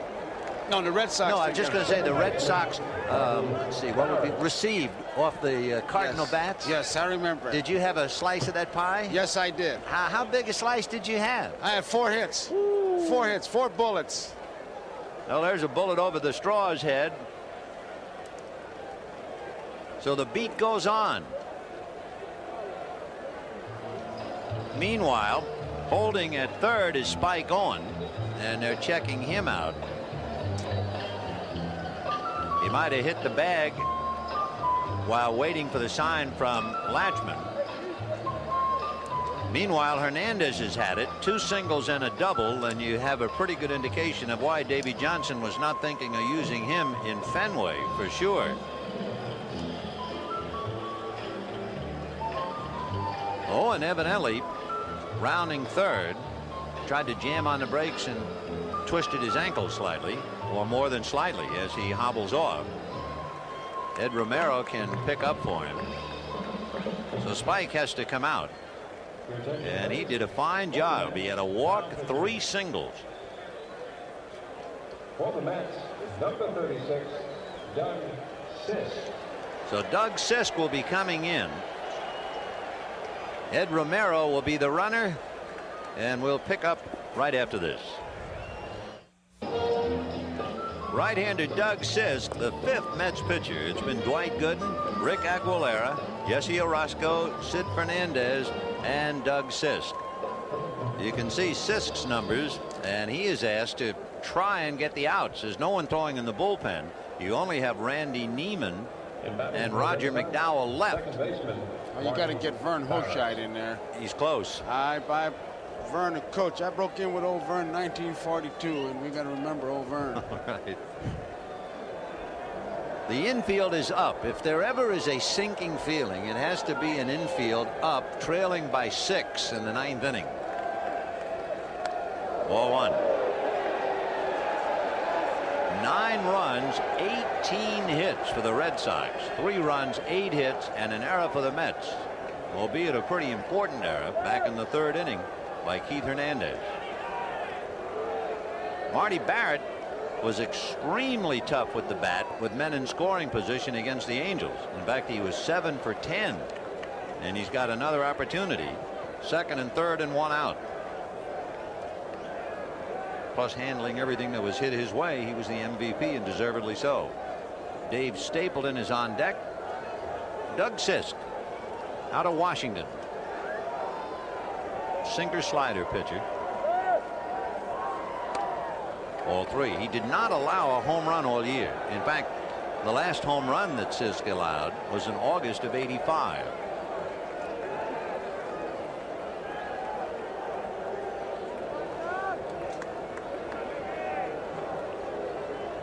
And now they're going to put him on. So that'll load the bases with 1 out, then bring up Dave Stapleton. Remember Buckner, when he singled in the 8th inning, they took him out and Stapleton ran for him.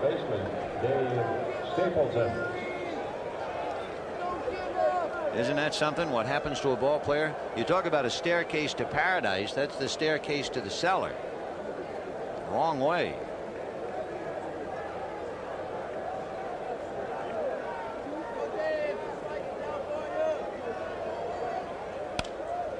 And he promptly lifts a fly ball to shallow left. Mookie Wilson is there. Romero tags, but he's not going to go anywhere. And it's cut off by Howard Johnson. That's the 2nd out. And Jim Rice will be coming up with the bases loaded. He has been swinging at the first pitch at every at-bat. He has struck out, flied to right, single to left, single to center, and single to left. He is 3 for 5. If you were sitting in the ballpark now watching this and knew that, you'd say, you think he'll hit the first pitch? Think they'll walk him intentionally with the bases loaded? You know, I remember that happening. When Mel Ott managed the New York Giants, he walked Bill Nicholson of the Chicago Cubs with the bases loaded intentionally. And Rice, lo and behold, takes the first pitch. Ball 1. First time he's let one go by.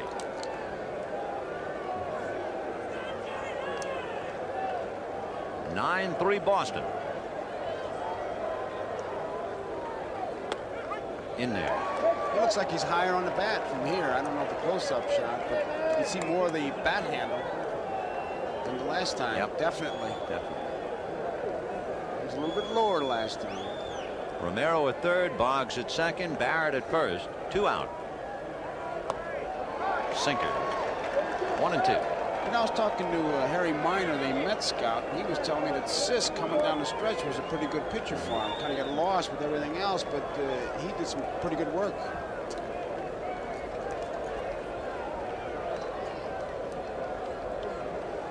One and 2. Boy, that thing really took off. Carter catching it somewhat awkwardly. 2 balls, 2 strikes. A lot of times they throw that sinker, and then you put down the fastball thinking they're going to throw a sinker, and then they'll sail it like that, and it can be a little tough. Even though you know the pitch is a fastball, you don't know where he's going to throw it, whether he's going to sink it or ride it. 2 and 2. 2 down, bases jammed. Ball 3. Well, you can't exactly call it a moment of truth, not when it's 9-3. But for Davy Johnson and Mel Stottlemyre, it has certainly been a long night. It's exactly what you saw, twitching time. Sisk from a stretch, and the runners will go. Got him. And again, Carter had trouble on that pitch. Boy, that ball was really moving. And Gary stayed with it to handle it. The Sox get a run and lead 3. And at the end of 8 1/2, 9-3 Boston.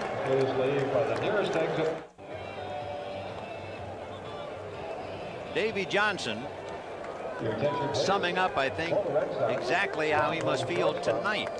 It has been a highly complicated game for him, with the Red Sox scoring 9 runs and 18 hits. He has used 5 pitchers, and he saw his ace Dwight Gooden buffeted for 6 runs in 5 innings. Mookie Wilson, Len Dykstra, and Wally Backman, bottom of the 9th inning. Strike. Bob Stanley trying to slam the lid on it. Steve Crawford would be the pitcher of record because Roger Clemens, as the starter, did not go the required 5.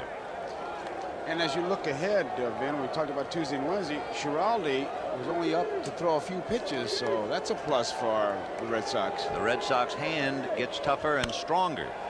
Fly ball to left field. 1 away. Keith Hernandez and the rest of the Mets have to face a sobering fact. In just a few minutes, they're going to be down 2 games to none and go to Fenway Park and tangle with the designated hitter and tangle with the Green Monster. Not to mention Oil Can Boyd and Don Baylor and the Sox who are on a roll. Lenny Dykstra, 1 for 3, involved in what seems at first glance is not very important. But in the 5th inning, when the Mets were trying to get off the floor, he was stymied on that great diving catch by Dwight Evans. Then the Mets had a walk and 2 singles.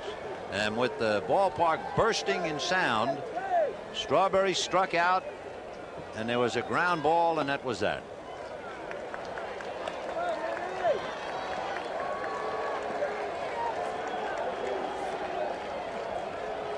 For the Red Sox, when we say they are on a roll, remember they were down 3 games to 1 to the Angels and jerked the rug out from under California.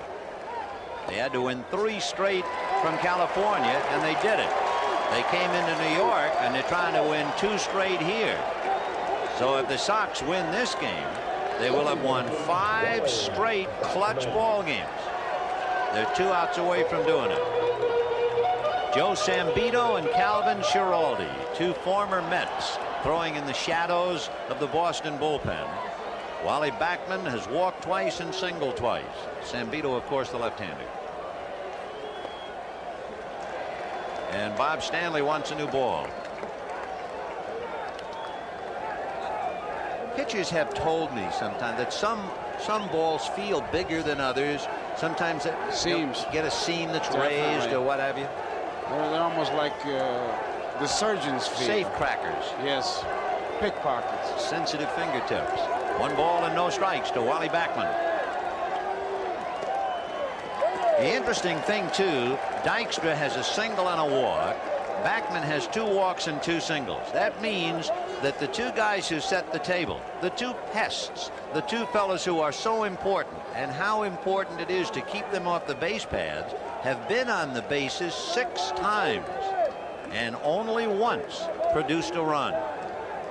So you lay the body right at the doorstep of the heart of the Mets lineup. Hernandez, Carter, Strawberry, because the little guys have done their usual big job. Marty Barrett and Gedman went out and told Stanley what he knows, you know, get the ball over, and the big guy probably said, what do you think I'm trying to do? Well, you're not doing a very good job. Throw some strikes. That's usually the conversation you hear. 2-0. And he does what he's told. No strategy. You just say, hey, we can't make a play if you walk everybody. Well, I'm not trying. Some conversations you have out there.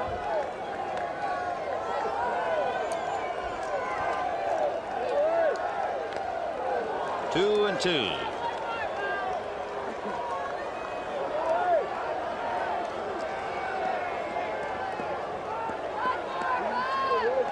Keith Hernandez waiting his turn on deck. He has 1 hit. Had he gotten another hit, the slam off Clemens' leg, who knows how this one would have gone. Slow roller to Stapleton at the bag. He'll take the easy out. 2 down with Dykstra at second base, and the batter is Hernandez. Our special thanks for some great shots to Michael Weissman, Harry Coyle, and George Finkel.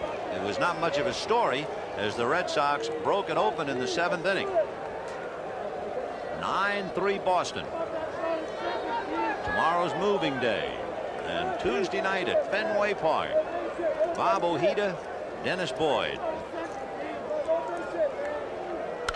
High drive into deep center. Henderson digging to the track at the wall. He's got it. And that summed up the Mets all night. They've been a buck short, and the Red Sox, who were supposedly almost a 3-1 underdog team, have swept 2 in New York. They have sent Davy Johnson and the Mets back to the gloom.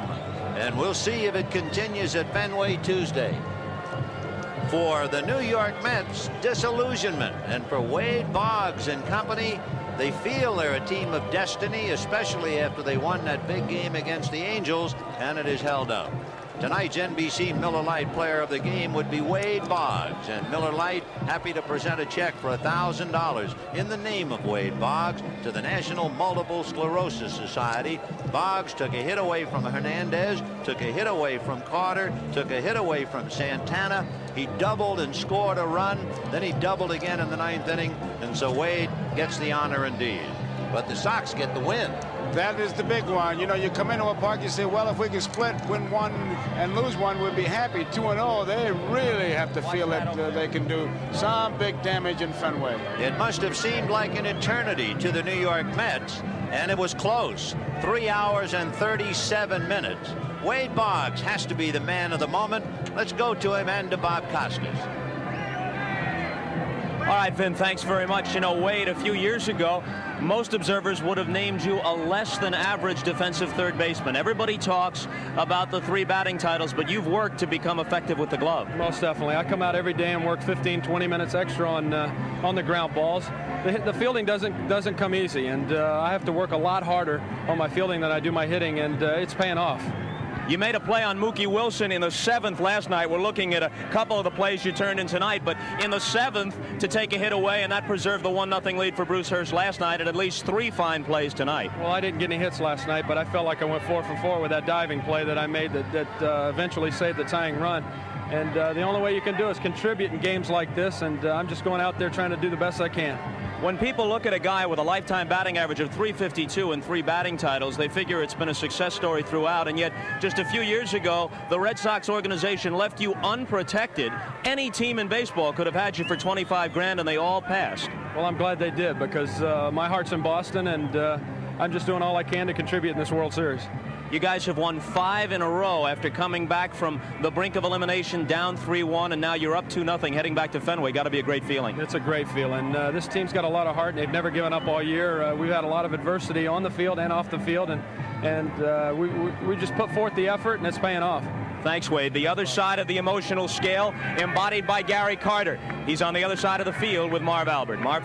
All right, Bob, and for Gary Carter and the Mets, not a pleasant weekend here in New York. The scenario now, the worst possible case, you go to Fenway down 2-0. Well, it's going to be a tough go, Marv. This Boston Ball Club, they got a great lineup, and they've gotten some good pitching performances. They got one tonight out of their bullpen, that's for sure. So, hey, we'll go on to Fenway, and hopefully we can pick it back up again. Mets still not hitting.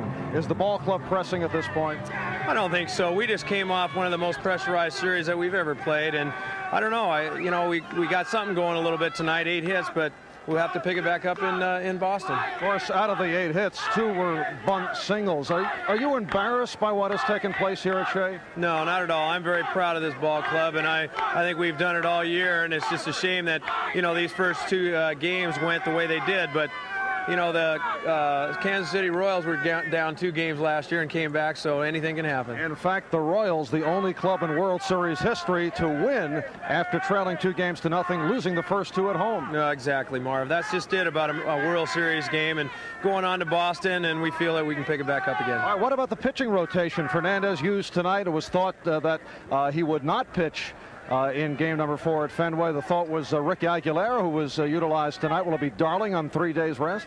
Well, it could be, but I think that Davey is just using everybody he possibly can, and I would say, if anything, it might come back with Sid Fernandez. All right, Gary Carter of the Mets. Let's get back to Vin and Joe. Well, thank you, fellas. And it's pretty easy for Wade Boggs on the ecstasy roll to be on the show. And our thanks to Gary Carter. I know he had to bite the bullet every second he was talking to Marv Albert. He's a class guy, Vin. It's, you know, it hurts more to lose than it feels good to win. You betcha. Well, remember, Tuesday, the World Series continues with Game 3, 8 p.m. Eastern Time from Fenway Park in Boston on your World Series network, NBC. It'll be Bobby Ojeda. What a story. The former Boston Red Sox comes back with an 18-5 record against Dennis Oil Can Boyd, the youngster who was emotionally upset at the All-Star time, suspended, returned, and now trying to make it 6 straight for Boston. The Mets will be fighting for their baseball lives. Join us then. Till then, for Joe Garagiola, Vin Scully wishing you a pleasant good evening.